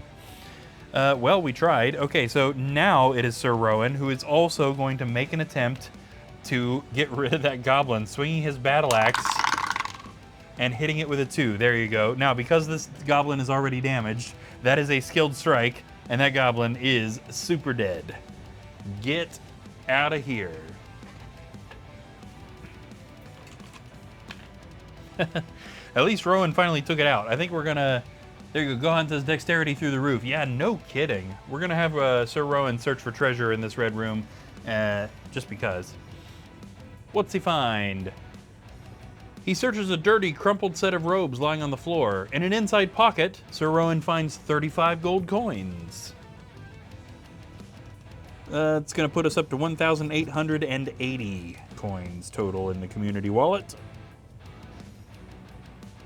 And that's going to do it for his turn. That takes us over to Paya the monk, who finds herself in combat with the Deep Orc. Throwing a punch at the Deep Orc. She hits it with a 2. That is indeed enough to get rid of it if it doesn't defend. And indeed it doesn't. Out of here with this Deep Orc stuff. Down with orcs, apparently. Paya. She does have another action left, and it would be silly for her to open that door, considering she won't theoretically be able to attack or search anything once she's opened it. So her options here are secret doors or treasure. Gohan says hefty. Yeah. Hefty, hefty, hefty. She's going for treasure. What does she find in the blue room? A wandering monster. Oh, that's unfortunate because the wandering monster is a Deep Orc. Wouldn't you know it? She gets rid of one and another takes its place. It's the Hydra of Deep Orcs. Another deep orc immediately appears and attacks, swinging its sword and hitting her with a 3. And she only blocks 1, taking 2 of those hits, dropping her to 3 body points. Ouch. Gohan says, guess who's back? Yeah. You only thought you killed that orc. What you really killed was the illusion of the orc. We have a complicated system of projectors. Okay, it is the monster's turn. However, that orc literally just attacked. So we are back to Tiaga, who is standing next to the orc. We are going to start her turn off by casting her demon form again. So again, she gets to skip pit trap. She also gets an extra attack dice, close range and long range. However, she will lose this if she gets damaged at all. She can gain it back if she kills the monster. She swipes her claws at the deep orc, newly reappeared deep orc, hitting it only with a 1. It doesn't defend, so it is damaged but not dead. Down to 1 body point now. Treyas, what are we doing in here, Treyas? He could attack that deep orc as well, but we also need to search for secret doors. So I guess we'll, again, kind of give him an option here. Secret doors, attack the orc, leave the room. He is leaving. Treyas has no time for anybody's stuff. He's like, come on now. All right, with the monsters, we just need to get out of here. 1, 2, 3, and 4. Opening the door into the yellowish room. Rukora says he's going to die again. Yeah. Let's see. We got another door in this room. We also have a weapons rack. Hey, this is the second to last room. We have made just about record time in this quest. There is 4 monsters in this room. Oh, okay, until there. Yeah. Treyas. Oh no. Okay, one moment, because there is actually, well, we need to put the monsters in this room, and there is a difficult monster in this room, so I guess we'll make that 2. 2 difficult monsters in this room. There is a mountain goblin.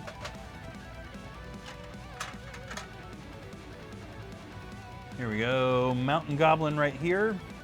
There is also a swamp goblin, which again are the slightly stronger ones with attack. Swamp goblin is here. We've also got a mountain orc. And finally, a doom guard. Now these guys are definitely bad news. This is kind of like Zargon's personal lieutenants, these doom guards. They look like Chaos Warriors, but they're bigger. Gohan's got the evil laugh going on. Those guys have some pretty insane stats. I think they're 5s across the board, aren't they?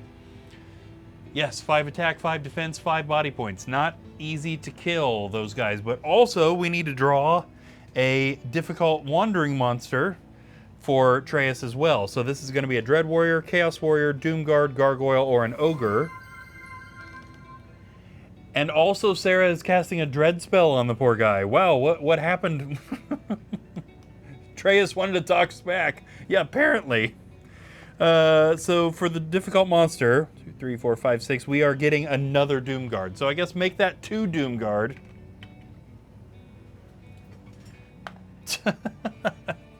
Poor Treyas.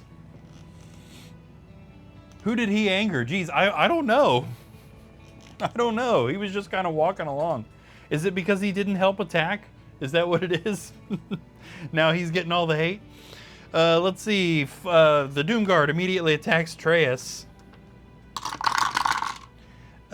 Only hitting him with a 1. Well, this Doom Guard that's attacking him, the axe did break off, so that's probably why. Let's see if he defends that hit.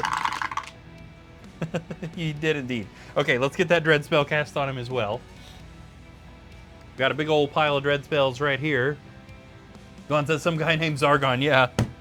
We're going to draw 2 cards, add the sum total together, and go that many cards down in the Dread spell deck, and as long as it's a spell that makes sense, we will use that spell on Treyas.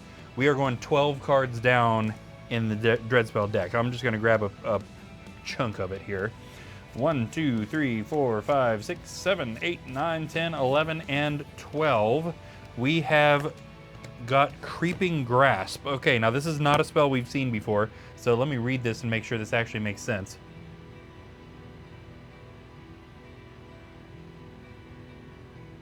Okay, yeah, we can do that. This is an interesting thing. This is not something that we see very often, honestly. This spell came out of the Jungles of Delthrak expansion. Oops. Sarah's Dread spell is Creeping Grasp. This spell may be cast on any one hero to ensnare them with vines. The hero must roll 1 combat dice. If the result is a skull, the hero loses 1 body point. The hero must continue to do this for every turn that they are ensnared. Additionally, they may not attack or move. The hero or another adjacent hero may spend an action on their turn to destroy the vines. So Treyas is currently trapped by vines, and we actually have a tile for this. The question is, where have I put them? Being that they are associated with an expansion that I do not have in my campaign, I'm sure I did not put them within easy reach. Oh, here we are. Nope, that's keys. Thought I had it, darn it.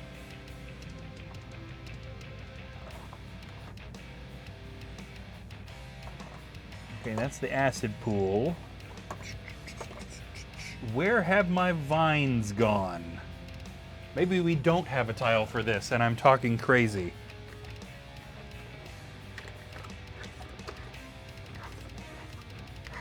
Close, but no cookie. Nope. Aha! See what happens. Got to be prepared for all things. Yes. Here we go. We've got a vines tile that we will put under Treyas to represent the fact that he is trapped. Okay. We need to roll that 1 combat dice to see if he loses a body point from the vines. Yes, indeed, he does. Dropping him to 8. Oh, that's Tiago. My bad. Dropping him to 11. Sorry. Okay, now he did actually have an action left, and I feel like, I mean, he could just destroy those vines immediately, but that does feel a little odd. He's not allowed to attack once he's in the vines, but he can still search. So I do think we're going to go ahead and have him search that yellow room for traps, and there are none, but now they know that for sure. Gohan says, make sure to keep it handy. Yes. Okay, Rowan. Rowan is lagging behind. So Rowan's still back here in the red room, and there's a whole lot of action going on all of a sudden. Of course, there wasn't any traps, right? Because they remembered to search. Yeah. So we need to get Sir Rowan in there. Can he even get close range to any monster? No, he can't. No, he can't. Okay. 1, 2, 3. And we're going to keep him right here for the moment. He's going to do a couple of things. Now, Rowan being a knight, sorry, Sir Rowan, has 3 knight skills. They are kind of like spells, except it doesn't cost him an action to use them. He is going to start his turn by using his Rallying Call skill. The knight and every hero in the same room or corridor may roll 2 extra defense dice until there are no longer any monsters in the knight's line of sight. So in this case, everybody is in this room. So all 4 heroes are +2 defense dice for as long as Sir Rowan can see a monster. And again, that doesn't count as an action to use that. So he's moved, he can now also shoot, and we're going to have him shoot at the summoned Doomguard right there. Loading an arrow up in his crossbow and firing, he hits the Doomguard with a 1, which it blocks. Well, at least he got off the +2 defense. All right, and that brings us to Paya, who is also now finding herself in a little bit of an awkward situation. I think we are still going to have her attack that deep orc just to try and get rid of it. Throwing a punch at the deep orc, she hits it with a critical hit of 4, which is definitely a skilled strike, and that deep orc is definitely dead. Wow, that would have been a skilled strike even if it hadn't already been damaged.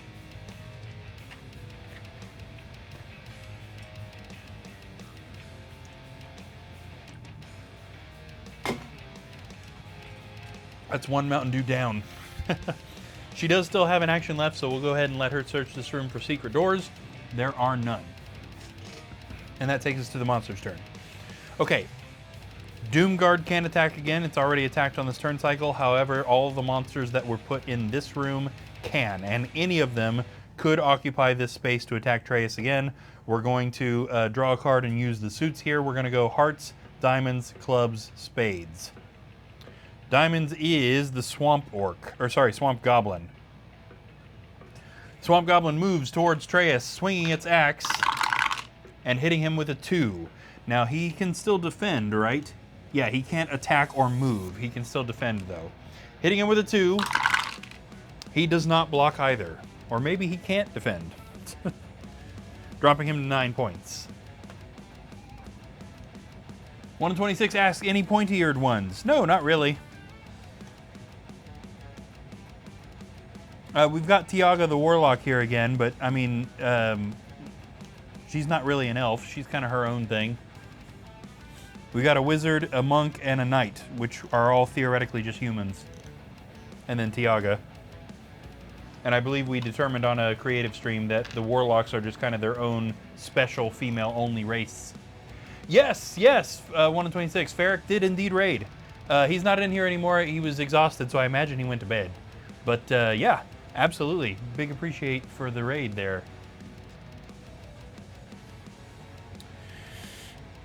Okay, yeah. Since that one Doomguard wasn't able to attack twice, that is actually it for the monster's turn. So, oh, and you know what? I forgot to roll the 2 extra defense dice for the rallying call. Oh well, it's done now, but I need to try and remember that. Every hero in this room has 2 extra defense dice as long as Sir Rowan can see a monster. 126 says, interesting, I watch them off and on. Right, yes, I think Ferric raided us because I raided Ferric a couple of times at your suggestion. So I think that's where that connection came from.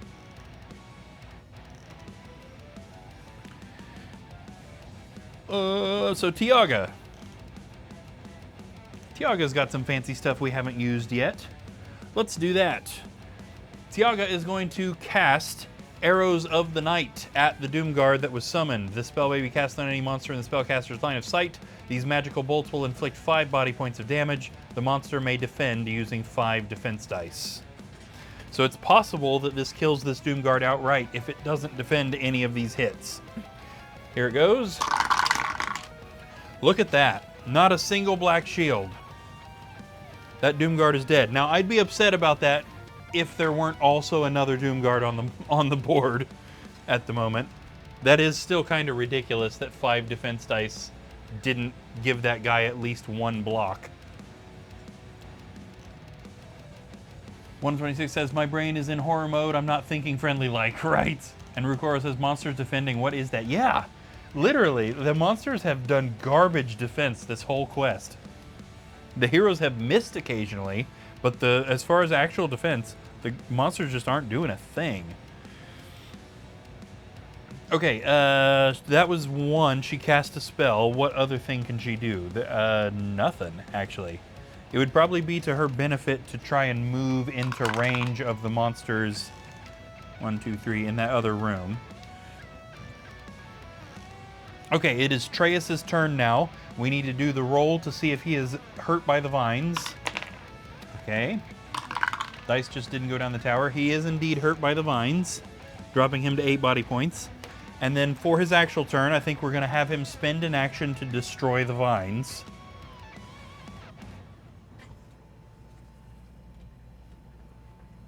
Try and remember that the vines are in that drawer up there.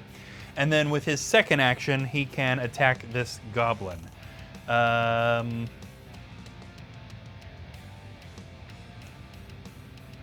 Yeah, you know what? Instead of attacking the goblin, actually,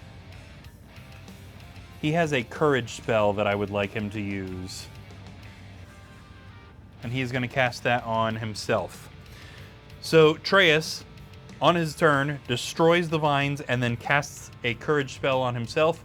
The spell grants the targeted hero 2 extra attack dice. The spell is broken the moment the targeted hero can no longer see any monsters. So Treyas is actually going to be +2 attack and +2 defense for the time being, although he can't actually attack right now because he's done both his actions.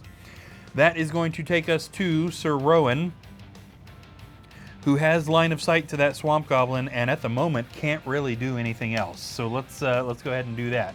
Loading up an arrow in his crossbow, Sir Rowan fires at the goblin, hitting it with a 1, which it doesn't defend, but it is also not dead. I was hoping he'd kill it, and then I was going to move him in there, because he can't do much else right at the moment other than stay right there, and I think we will just have him stay right there. Okay, that takes us to Paya, the monk. Yeah. That was not a stream freeze, by the way. That was a brain freeze. Paya the monk is going to shoot some energy bolts at that swamp goblin and hopefully finish it off. Hitting it with a 1. Yes, she does indeed. She is successful in finishing that swamp goblin off. Which means there's a hole into the room now, and that's really what we need. 1, 2, 3. Yeah, actually, I think we're just going to put her right there. She's guaranteed to get surrounded that way. But it stops us from blocking the door. Is that smart? She still has the thing that allows her to negate 1 damage source, so it's probably fine. Yeah, we'll leave her there. Okay, so that's her 2 actions, and that does mean it is now the monster's turn. So, first off, Mountain Goblin swinging a sword at her and missing. Next, the Doom Guard swings its axe at her. Ooh, hitting her with a 4. Ouch. Ooh, it's a good thing we got her a potion. This might technically kill her. Hitting her with a 4. She blocks 2 of them and only takes 2, dropping her to 1 body point. Woo!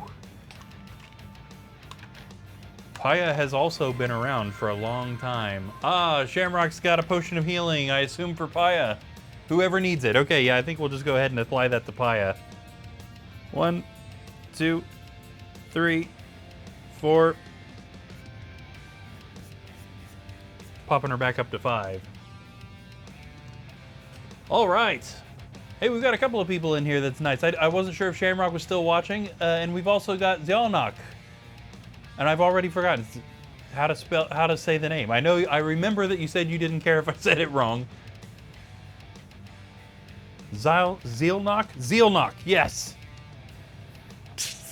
It's gonna stick in my brain, I swear it is. Good to see you again. We're actually playing a quest. 126 says, I've got to mute the tab. I heard someone might die, and I'm too busy writing horror. I want people to die. Lurk. Yes. And Gohan remembered better than I did. Yes, Sealnock. Oh, thanks for the follow. Yes, much appreciated. Forgot to follow last time. That's all good. My memory's so bad that I also thought you had, so that's how that works. Give you a follow back there for sure, because I also forgot to do that. We've got a pinned comment to our Discord there. If you're not already in there, feel free. And I agree with Gohan. Glad you checked out a quest here. We are nearing the end of this quest, so hopefully the stream won't be on for a huge amount longer. But we just got a couple of rooms left to take care of for sure. Also, I was going to point out too, especially because Shamrock is in here right at the moment. I don't know if you guys have noticed when you've been messing with the channel points, but we did actually get our custom magic points channel point. The word I'm searching for is right on the tip of my brain, and it's disappeared hard. Graphic. What a stupid word to lose. Shamrock made that. So that, as with all of our emotes, that is a custom Shamrock creation there. And it's hard to see because it's small. Yeah, channel point image. Yes, thank you. Gohan says, I noticed it yesterday, but wasn't sure if I hadn't noticed before. That was brand new yesterday. I mean, literally like maybe half an hour before the stream. Yes, we gotta love it. Continuing with our established lore that all of you as the viewers are some sort of mystical watcher race that occasionally, so kind of like the Marvel Watcher, except that you occasionally poke in and just mess stuff up just to have fun. And Shamrock says literally, yeah. No, Gohan, you were not crazy. That was brand new. Okay. Paya did a thing. Okay, that's right. It is the Mountain Orc is also attacking Paya here. That's right. It's the middle of the monster's turn. Mountain Orc swings a sword at Paya, hitting her with a 1. and she blocks, but just barely. By the way, Zealnock, if you have any questions about anything that you're seeing, don't be afraid to throw that in there. Zealnock says, I kind of do something similar with my Pathfinder lore. Nice. That's the way to go. Gohan says, I thought it was you sneezing for some reason when I first saw it. Well, then we have to change it to sneeze points instead of magic points. Okie dokie. That takes us back to the beginning of the hero's turn, where it is Tiaga's turn. Now, does she have any more big stuff? She could cast Fear. Yeah, I think we're going to. We're going to start Tiaga's turn. Tiaga, the Warlock, in demon form right now by casting Fear on that Doomguard. This spell causes any one monster to become so fearful that their attacks are reduced to 1 attack dice. This spell can be broken on a future turn by rolling 1 movement dice for each of their mind points. If a 6 is rolled, the spell is broken. So on the monster's turn, we will see if the Doomguard breaks free of that fear. Oh, that's amazing. Zealnock says, you remember my Robert. He can hear players. He's the only one that can hear players. Oh, that's awesome. That is such a fantastic lore story point. Gohan says magic boogers. Yeah. Okay, Tiaga is also going to send a blast of demonic energy at that Doomguard, hitting it with a 2. And it blocks 1, only taking 1 point of damage, dropping it to 4. Zealnock says he doesn't recognize the players as players, he simply hears voices from beyond that bicker and can intuit where they are focused. Nice. Yes. That's a great way to, like, kind of poke out of the fourth wall, right? It's not literally breaking the fourth wall because he doesn't know they're players, but it's like extending a tiny little lifeline. It's like the equivalent of having a little bamboo shoot under the water so that you can still breathe. But I love that. That is great. Okie dokie, that takes us to Atreus the Wizard, who is also going to do some fancy stuff here because not only does he have plenty of spells, but he imbued himself with extra attack dice as well.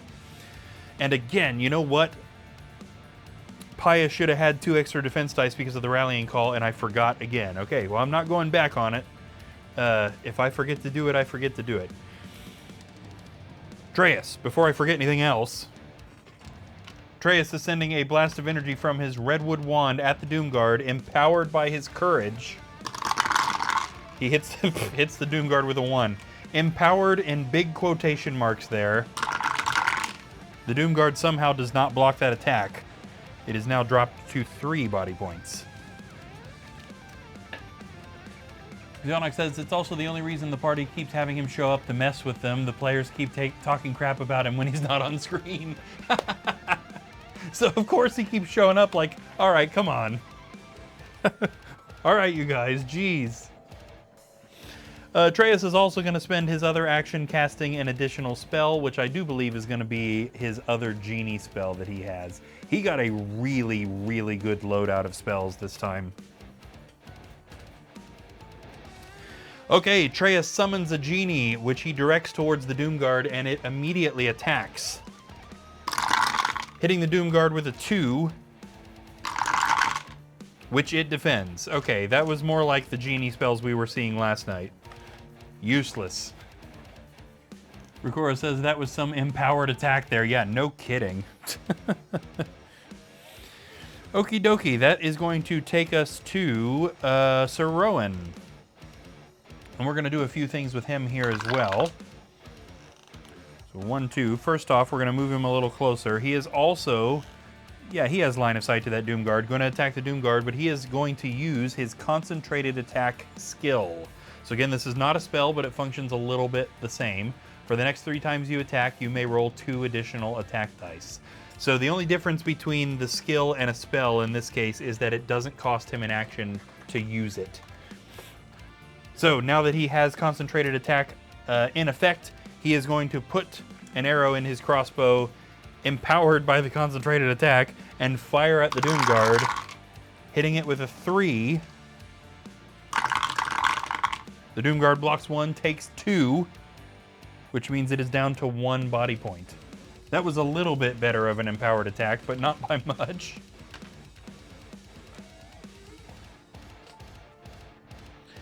Okie dokie, and then that takes us to Paya. Boy, it sure is bad that it's too bad that we used our area of attack skill that she has, because now would be another fantastic time to use it. But she's got some other stuff we can utilize. Okay, as I mentioned earlier, being a monk, she has access to 4 elemental abilities. Each elemental ability has 2 different cards associated with it. If she uses that elemental ability, it uses up both cards. In this case, we are using the element of Earth. Strength of the Mountain. Roll 2 additional attack dice on an unarmed attack. Using this element does not count as an action. The attack will, but using the element didn't. She throws a punch at the Doomguard, empowered by the Strength of the Mountain, hitting it with a 3.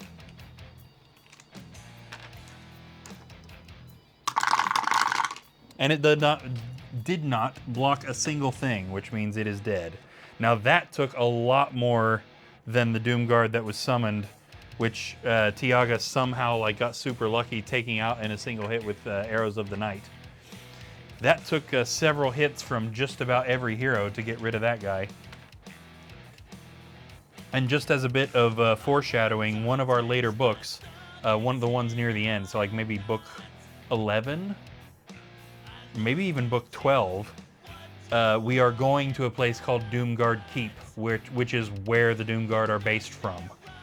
So we're going to be doing a massive single quest that includes 4 boards, free range across anywhere you want, and the whole thing is filled to the brim with those Doomguard. And keep in mind, by then we're going to be up in the difficulty levels too. That book is going to be really interesting for sure. Okay, Paya does have another action left. She is going to spend that action searching the room she is standing in for secret doors, and there are none. That brings us to the monster's turn. We just have this mountain goblin and this mountain orc both attacking Paya. And we need to remember she does get the 2 extra dice here. I'm going to grab a couple of extra dice for her. Oh, one of them is not right. There we go. She's the only one who doesn't really need extra defense dice, but she has been defending very, very badly tonight. Mountain Goblin swings its sword at Paya, hitting her with a 1. Which she blocks, but look at that. 8 dice, and she only managed 3 shields. And on the other side of her, the mountain orc swings its sword, hitting her again with a 1, and I swear if she doesn't defend this with 8 dice... Okay, she did. The rallying call is a little bit overkill for her. This takes us back to Tiaga. Now she's got an open way to get in there now, so we might as well do that.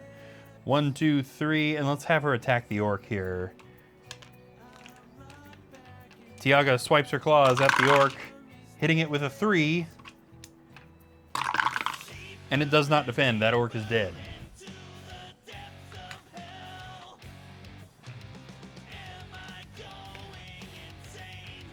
Moving on, we now have Treyas, who's just going to stay right where he is and fire at that goblin.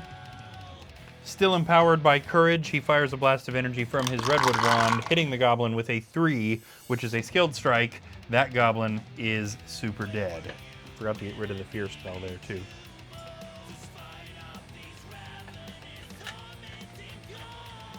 This also means that the courage has worn off, as well as the rallying call. Both of those effects are now gone from everybody since all the monsters are dead.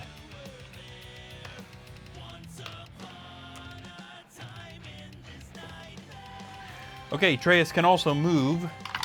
Now we still need to search for treasure in this yellow room, but he doesn't need to do that. 1, 2, 3, 4. We can definitely leave that for a different hero. Opening this door. Treyas finds... Oh boy, we got a whole bunch of stuff we need to do here. Okay, this is actually kind of unusual that a hallway is this busy. We've got a wall... Oh, we already had that wall here. Wall there. Wall there. Exit door to the quest. Here. We've also got a door here. There are 2 deep goblins kind of guarding the exit door. Deep goblin here, deep goblin here. There is also a wasteland femur. All right, she's painting these guys right now. I was like, why are my drawers empty? That's kind of weird. Check out one of my pathetic paint jobs from my youth on this femur right here. Good old classic Milton Bradley femur. Has a gold arm for some reason. We were given the femur just all sorts of just fancy stuff. One had a red tail. This guy's got a golden arm. What in the world was happening back then? We've also got a wasteland abomination hanging out in this hallway. The wasteland monsters are slow, but they have extra defense. That applies to both of these. The Rukora says 74. Yeah. Okay. Now that was the end of Treus's movement, and he did attack already, so that's all that he can do. We are now at Sir Rowan. Yes, he is back here in the blue room still. See what he's gonna do. 7. 1, 2, 3, 4, 5. Is he gonna stop and search for treasure? Yes, he is. Stopping in the yellow room and searching it for treasure. Let's see what he finds. Whoops. He accidentally triggers the spring-loaded mechanism, which crushes the glass vial and showers him in a stinging purple liquid. It's poison. Roll a combat dice. If it lands on a skull, he loses a body point. And indeed, it does. So he is negatively affected by the poison, dropping him to 8 body points. All right, that takes us to Paya. Now this room is all searched out, so she might as well head out into the hallway. Unfortunately, she's gonna have to step into it whether it's trapped or not. 1, 2, 3, 4. Is she gonna search for traps, or is she just going to attack somebody? Yes, she's searching for traps. I kind of wish she hadn't done that, but that's how the cards go. This is going to go for where the Wasteland Abomination is, all the way up, and also the 2 spaces that the goblins are standing on. There are no traps there. Okay, and that takes us to the monster's turn, which means she's going to get hit on both sides. First off, we have the pathetically painted Wasteland Femur swinging its golden arm and hitting her with a 1.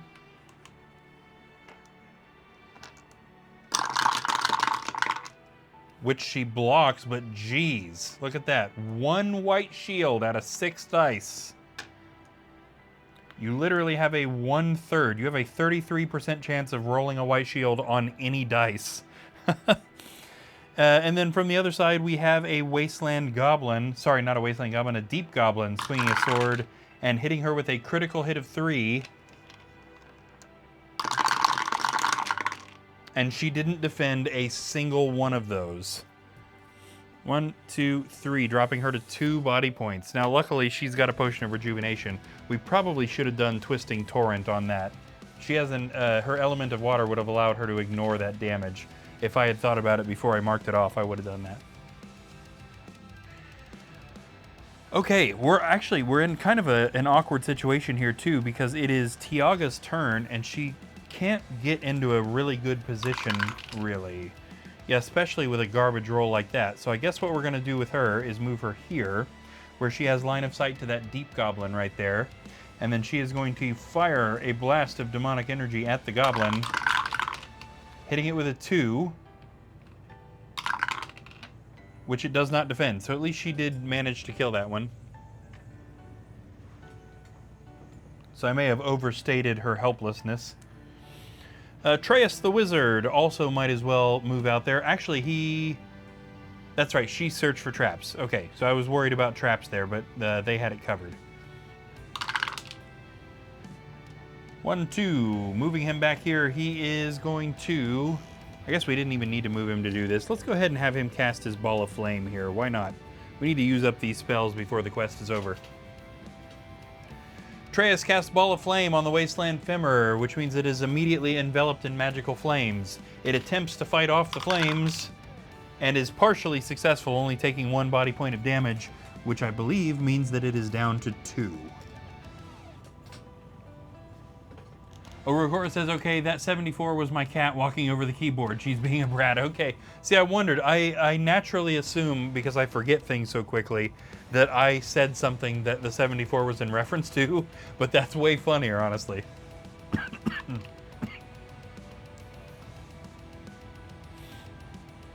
Okie dokie, Sir Rowan. Also making an attempt at helping with the Femur. This is going to be his second of 3 concentrated attacks. He puts an arrow in his crossbow and fires. Holy, okay. Hitting that Wasteland Femur with a critical hit of 5. I'm just making sure that I'm remembering the stats correctly here. Wasteland Femur, 3 attack, 3 defense, 3 body points, 3s across the board.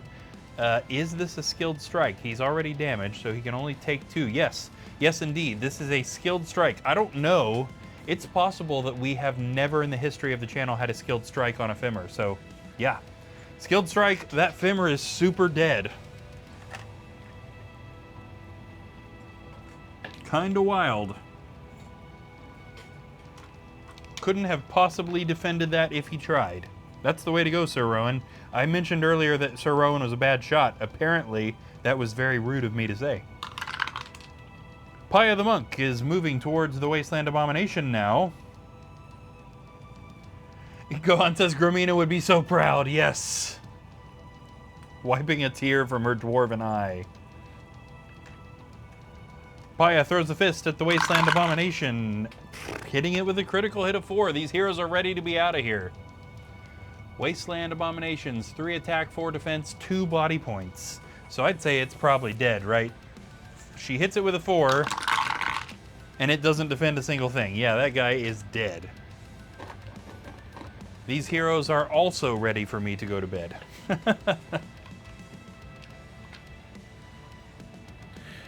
Okay, that takes us to the monster's turn, and the only thing that we are going to be doing here is a Deep Goblin attack on Treyas the Wizard. Swinging its axe, it hits him with a 2.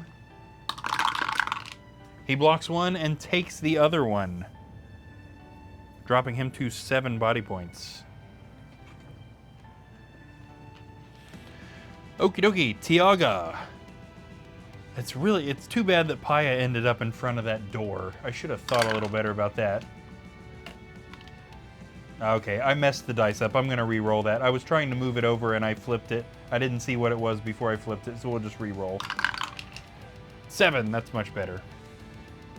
1, 2, I can see what's going on now. Okay, and she's going to fire at that goblin that's behind Treyas, which must be awfully scary for him. Sending a blast of demonic energy at the goblin right over Treyas' head. She hits it with a 1, which it doesn't block, but it's not dead. It's now Treyas' turn. Yeah, we're going to have to let Paya open that door. That's really annoying, but I guess that's what we'll do there. So we're going to move Treyas back 2 spaces and then have him fire with his Redwood Wand just because he attacks better at long range. Hitting that Deep Goblin with a 2, and because that thing was damaged already, that is a skilled strike. Deep Goblin, super dead. Get right out of here. Okay. That takes us to Sir Rowan, and I guess we're just going to move him up behind Paya. There's not really any better thing for him to do. 1, 2, 3, 4. That's all he could have done anyway. And then with Paya, she is going to open the door here into our last room, the green room right here. So no further doors. We do, though, have a tomb right in the middle of the room, so we'll put a dirt floor down there. That's not a tomb. Here we go.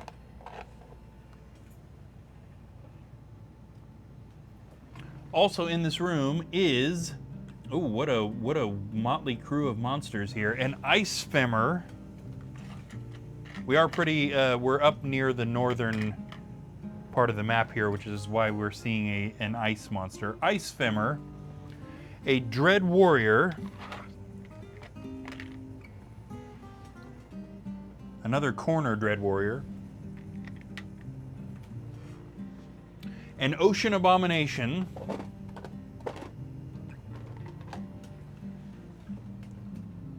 and a mummy.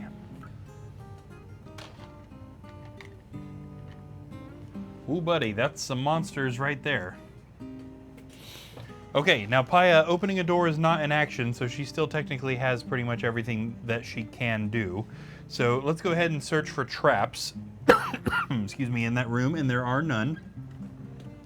And then she's got another action to throw a punch at that Ice Femmer. And I definitely don't know the Ice Femmer stats offhand. She hits it with a 3. I'd say there's a good chance she killed it.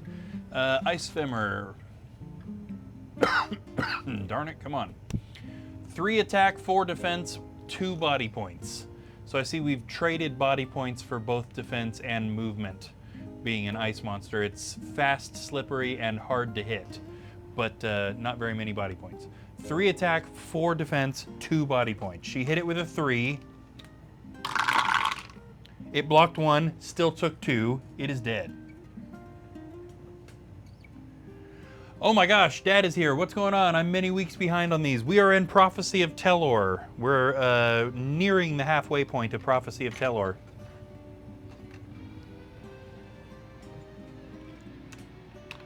Absolutely. This will be episode 42. I'm not sure what number you're on YouTube, but this one that we're in is going to be 42. The 42nd quest we have completed. All right, that is it for her. It is the monster's turn, and the mummy's definitely not going to get to her. We'll go ahead and move it. 1, 2, 3, 4. The Ocean Abomination or the Dread Warrior, either one could get to her, though. It's going to be the Ocean Abomination. 1, 2, 3, 4, 5, 6. Dad's on 26. Yeah, so you definitely. So you're in Return of the Witch Lord, though, right? I would imagine, if you're in 26. The Ocean Abomination thrusts a spear at Paya, hitting her with a 1. Surely that's not going to hit her. She blocked, but just barely.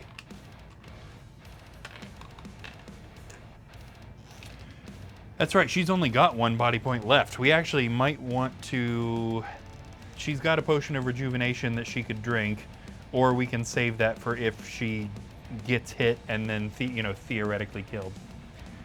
Oh, 26 is the last episode of Keller's Keep. Interesting.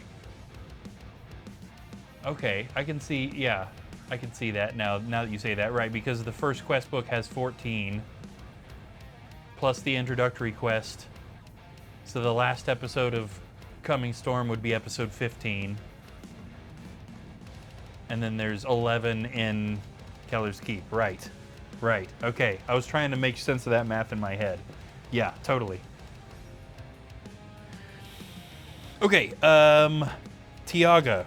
Again, we're in an awkward situation with how we can help this room until we can blast a hole in and march the heroes in there. 1, 2, 3, 4, 5. Okay, Tiaga sending a blast of demonic energy there at the Ocean Abomination, hitting it with a 2. That's not going to kill it. It took both hits, though. Or does it only have 2 body points? It has 3, right? Surely. Yes, it does. Okay. So it took both of those body points, but it's not dead. Never played Prophecy of Telor. I guess that makes sense, right? Yeah, it's really interesting. And this is another one that was written by Stephen Baker, which is the original creator of HeroQuest anyway. So it still feels like HeroQuest, you know what I mean? It feels more modern, but it still feels a little bit like HeroQuest. The real quest book is really easy, though, so I toughened it up. I put a lot of extra monsters into this quest book to keep that upward difficulty curve going. Dreas! What are we doing, Dreas? I don't think he's going to have line of sight to that Ocean Abomination no matter what we do with him, so, ooh, here's a good thing we can do. Let's move him up to the party. And then he actually has some healing spells. So rather than using Paya's Potion of Rejuvenation, Dreas is going to cast Water of Healing on her, which is just going to give her 4 body points. This is on Paya. I don't know if I said the right name a second ago. 1, 2, 3, and 4 puts her back up to 5. Very good. Okay, that gives us a little bit extra. Okay, Sir Rowan the Knight is going to use up his last concentrated attack on hopefully finishing off this abomination. Loading an arrow up in his crossbow, he fires. Whoops. Hitting that abomination with a 3, which is, yes, because it was damaged already, a skilled strike. That Ocean Abomination is super dead. Get out of here, guy. There we go.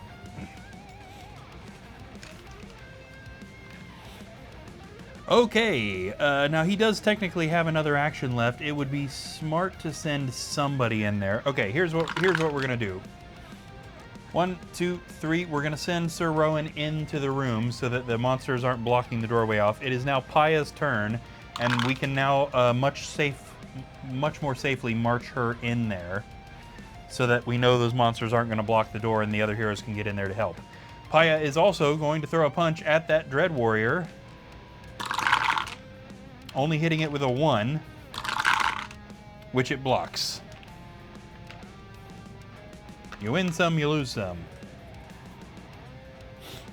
Hero Quest helps me balance that equation out in my life.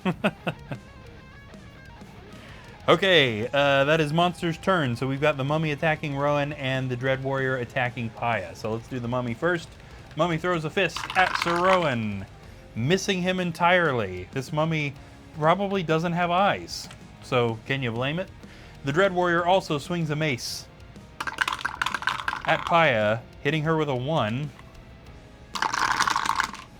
which she blocks.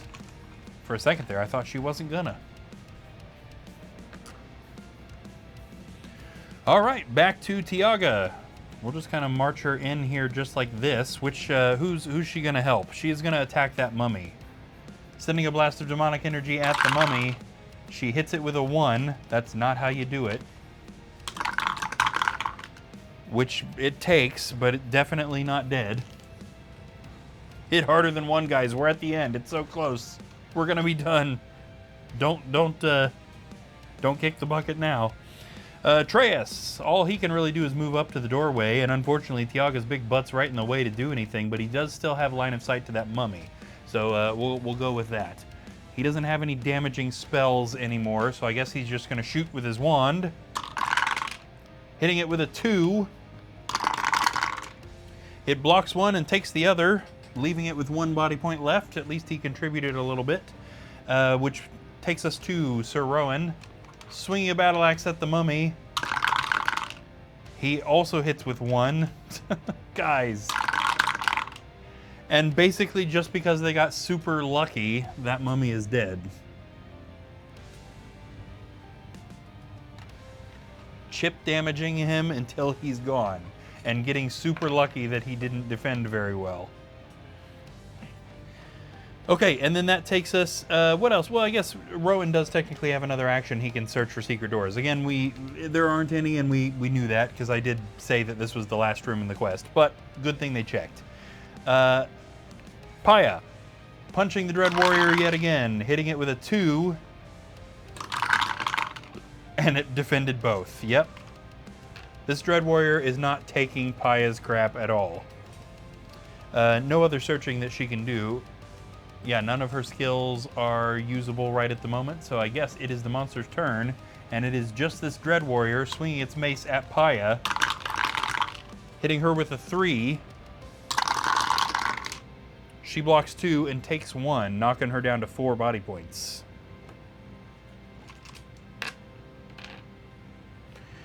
All right.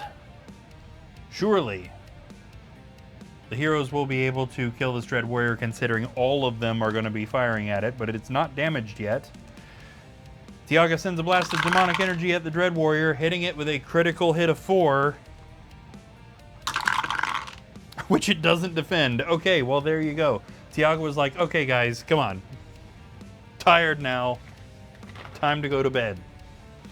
Okay, since she didn't move, all she did was turn and attack there. She can also search this room for treasure, which is pretty much going to finish us up, unless this is a wandering monster. Let's see what she finds. She finds a potion of strength. Okay. Would not have guessed that there were any of those left in the deck, but there it is. She's got it. And then they would all just roll out the door. Shamrock says, all right, I'm finally going to bed. Y'all get some sleep soon. Yes, definitely. And Rukora says she's just being a punching bag this quest. Yes, yeah, agreed. Paya just didn't have a good time. She contributed, but she struggled. Okay, let's clean up, let's get some gold, get some skill sets, and then I'm gonna get my butt in bed because it has been a long couple of weeks, and tomorrow is also going to be an extremely busy day. So I need to get going on this. Okay, interesting. Hey, Darth Revan is here. Guess who's back for the second time? Good to see you, Darth Revan. Hope you're doing good. Unfortunately, you've tuned in right at the end of the quest, but good to see you anyway. So let me do some cleanup here so that we can get our gold and our skill sets figured out. I don't know if any of you guys happened to be here at the beginning of the episode and heard what we were trying to do in this quest. You may have noticed that we didn't find the Sorcerer's Crown, which was the point of this quest. And that is intentional. The heroes didn't miss anything. They just didn't find it. We kind of became, instead, interested in how Malar got into Tiaga's head and was able to freeze her in place for several turns. Okay, what happened to the demon form spell? Did I put it away by accident? No, it's on her card. There it is. So that's another little bit adding to the mystery there. That Malar seems to have, the Malar being the creator of the Talisman of Lore, seems to somehow have power over Tiaga a little bit, who's wearing the talisman. Okay, surviving heroes get 50 coins apiece for surviving the quest. That's going to give us 200 total coins. When added to our total is going to put us up to 2,080 coins to start the next quest. The other thing that happens at the end of the quest is that all surviving heroes get 2 skill set points, which must be spent immediately in one of the 6 skill set categories.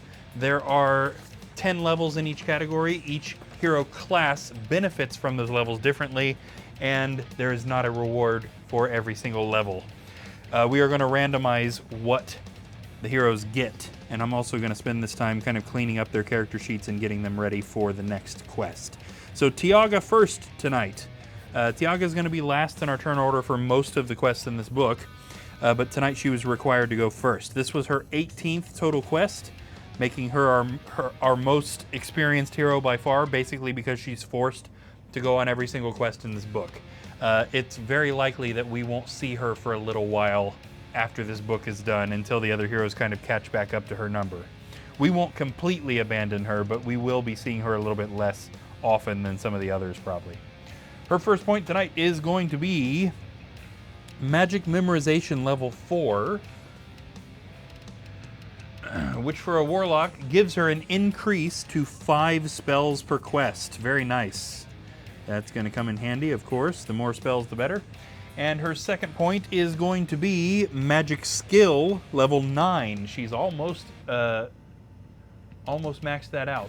Magic Skill level 9 is nothing for a warlock, but of course she's going to get something for level 10. There's always something for level 10 for everybody in every category.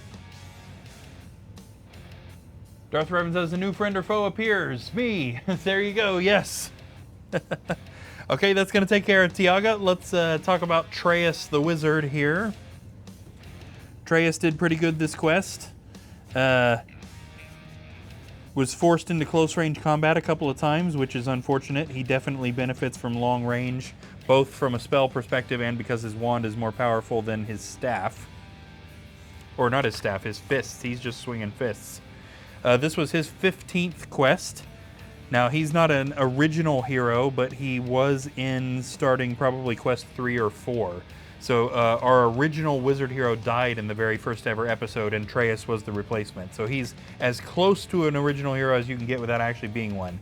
His first point tonight is going to be Constitution level 9, which is another body point. This is going to bump him up to 14 total body points. I don't think anybody else has that many. I really wish he would go down magic skill, though. He is, for being an experienced hero, he has almost no magic skill. He's just still doing basic magic here. He just has a lot of it. That was only 1 point for him, though, wasn't it? 1, 2, 3, 4, 5, 6, 7, 8, 9, 10, 11, 12, 13, 14, 15. Yeah, so he has 1 more point. His other point is Education level 2, which is going to bump his mind points up to 7. The mind points kind of represents how smart the heroes are, and it helps them break free of spells that might send them to sleep or control them or anything like that. Yes, Darth Raven says cool, absolutely. Okay, Sir Rowan, our knight hero that's still fairly new. He was definitely the least experienced hero that we had on tonight's quest. This was only his 5th ever quest. So we got him at the end of the Keller's Keep book. His first point is going to be Education level 3, which is an increase. That education does mind points. However, there is no benefit for level 3. He'll get another mind point at level 4. And his other point, well, there you go, is going to be Education level 4, which means he is up to 4 total mind points. So he is working on not being able to be controlled. Seems to be his focus right at the moment. And finally, Paya, the monk, who is our punching bag this quest, which is ridiculous considering she has 6 defense dice. There are only 2 heroes in our ranks that have 6 defense dice. Her and Rana, right? No, Rana only has 5. So Rana will get to 6, but she's not there yet. So Paya is the best defensive hero we have, and she spent this whole quest defending like crap. This was her 16th total quest. She has also been around for a long time. She was technically in the very first ever episode we did, although she didn't do anything in the episode. She was the replacement hero sent into the quest after our wizard died, but she didn't reach the other heroes before they completed the objective.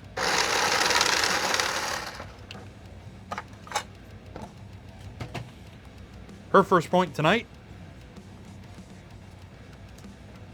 is Constitution level 7, which has to do with body points. However, no, there is indeed a reward for 7. That's going to bump her up to 13 body points,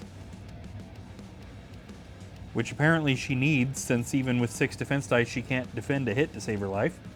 And then her other point is going to be Magic Memorization level 4. Now, I imagine she doesn't get much down that. Being a monk, she can't possibly be that interested in magic. Okay, so when she pairs this with Magic Skill 3, she will get a spell. She has to have both of those things in order to make that work. Okay, that is it. We are good to go, and we are cleaned up and ready to go for the next quest, which will be on Monday night. 1 in 26, has anyone die? Nope, just a whole bunch of monsters. Paya came pretty close, though. She was in the danger zone there for a good hot second. All right, so guys, remember to tune in tomorrow night at midnight Eastern time for a painting stream. I believe Savannah is working on Wasteland Femmers, so I am excited to see how those turn out. Rating out, I can definitely take a look, see who's going. We'll see if anybody we know is streaming right at the moment, for sure. We'll check that out. Canadian Mountie, very nice guy. Can do. We'll check that out for sure. If you would like to check out any previous episodes, we have everything available over on our YouTube. You search Midnight Quest Game on YouTube, you can come across every previous quest episode, all of the previous painting streams, daily shorts. We also post daily shorts on TikTok and Facebook. If you're on any of those platforms, you can check those out. We have a pinned comment to our Discord that is open for anybody to join. Definitely get in there if you have not already. And until then, we will see you guys in the next couple of days. So remember, of course, that we stream every single night of the week at midnight Eastern time. Quests like tonight on Monday, Tuesday, Fridays, and Saturdays, all at midnight Eastern time. Painting streams on Sundays and Wednesdays, and creative lore world building streams on Thursdays. So again, tomorrow will be a painting stream with Savannah. We'll be back with the next quest and Prophecy of Telor on Monday night. And this, we have like a little interlude to read in the middle based on the fact that we didn't find the Sorcerer's Crown here like we were quote unquote supposed to, and also based on the fact that the heroes just discovered that Malar has been talking to them instead of Mentor and kind of misleading them. So we've got some answers, a little bit of answers to the mystery, and a brand new quest mechanic for the rest of this book that is going to make Tiaga have a pretty bad time for the rest of the book. So looking forward already to Monday night for the next quest, and we hope to see you guys all for that, and of course tomorrow for Savannah's painting stream for some Wasteland Famers. Thank you guys all for watching. Both Savannah and I enjoy literally every second you spend, even if you're just coming in to check it out and just kind of hanging out. We appreciate any time you spend with us, sincerely. We had a fantastic chat tonight. Lots of different people coming in and asking questions and talking, and of course making plenty of in-jokes and stuff, which makes this fun. So thank you guys for tuning in, and we will catch you guys later.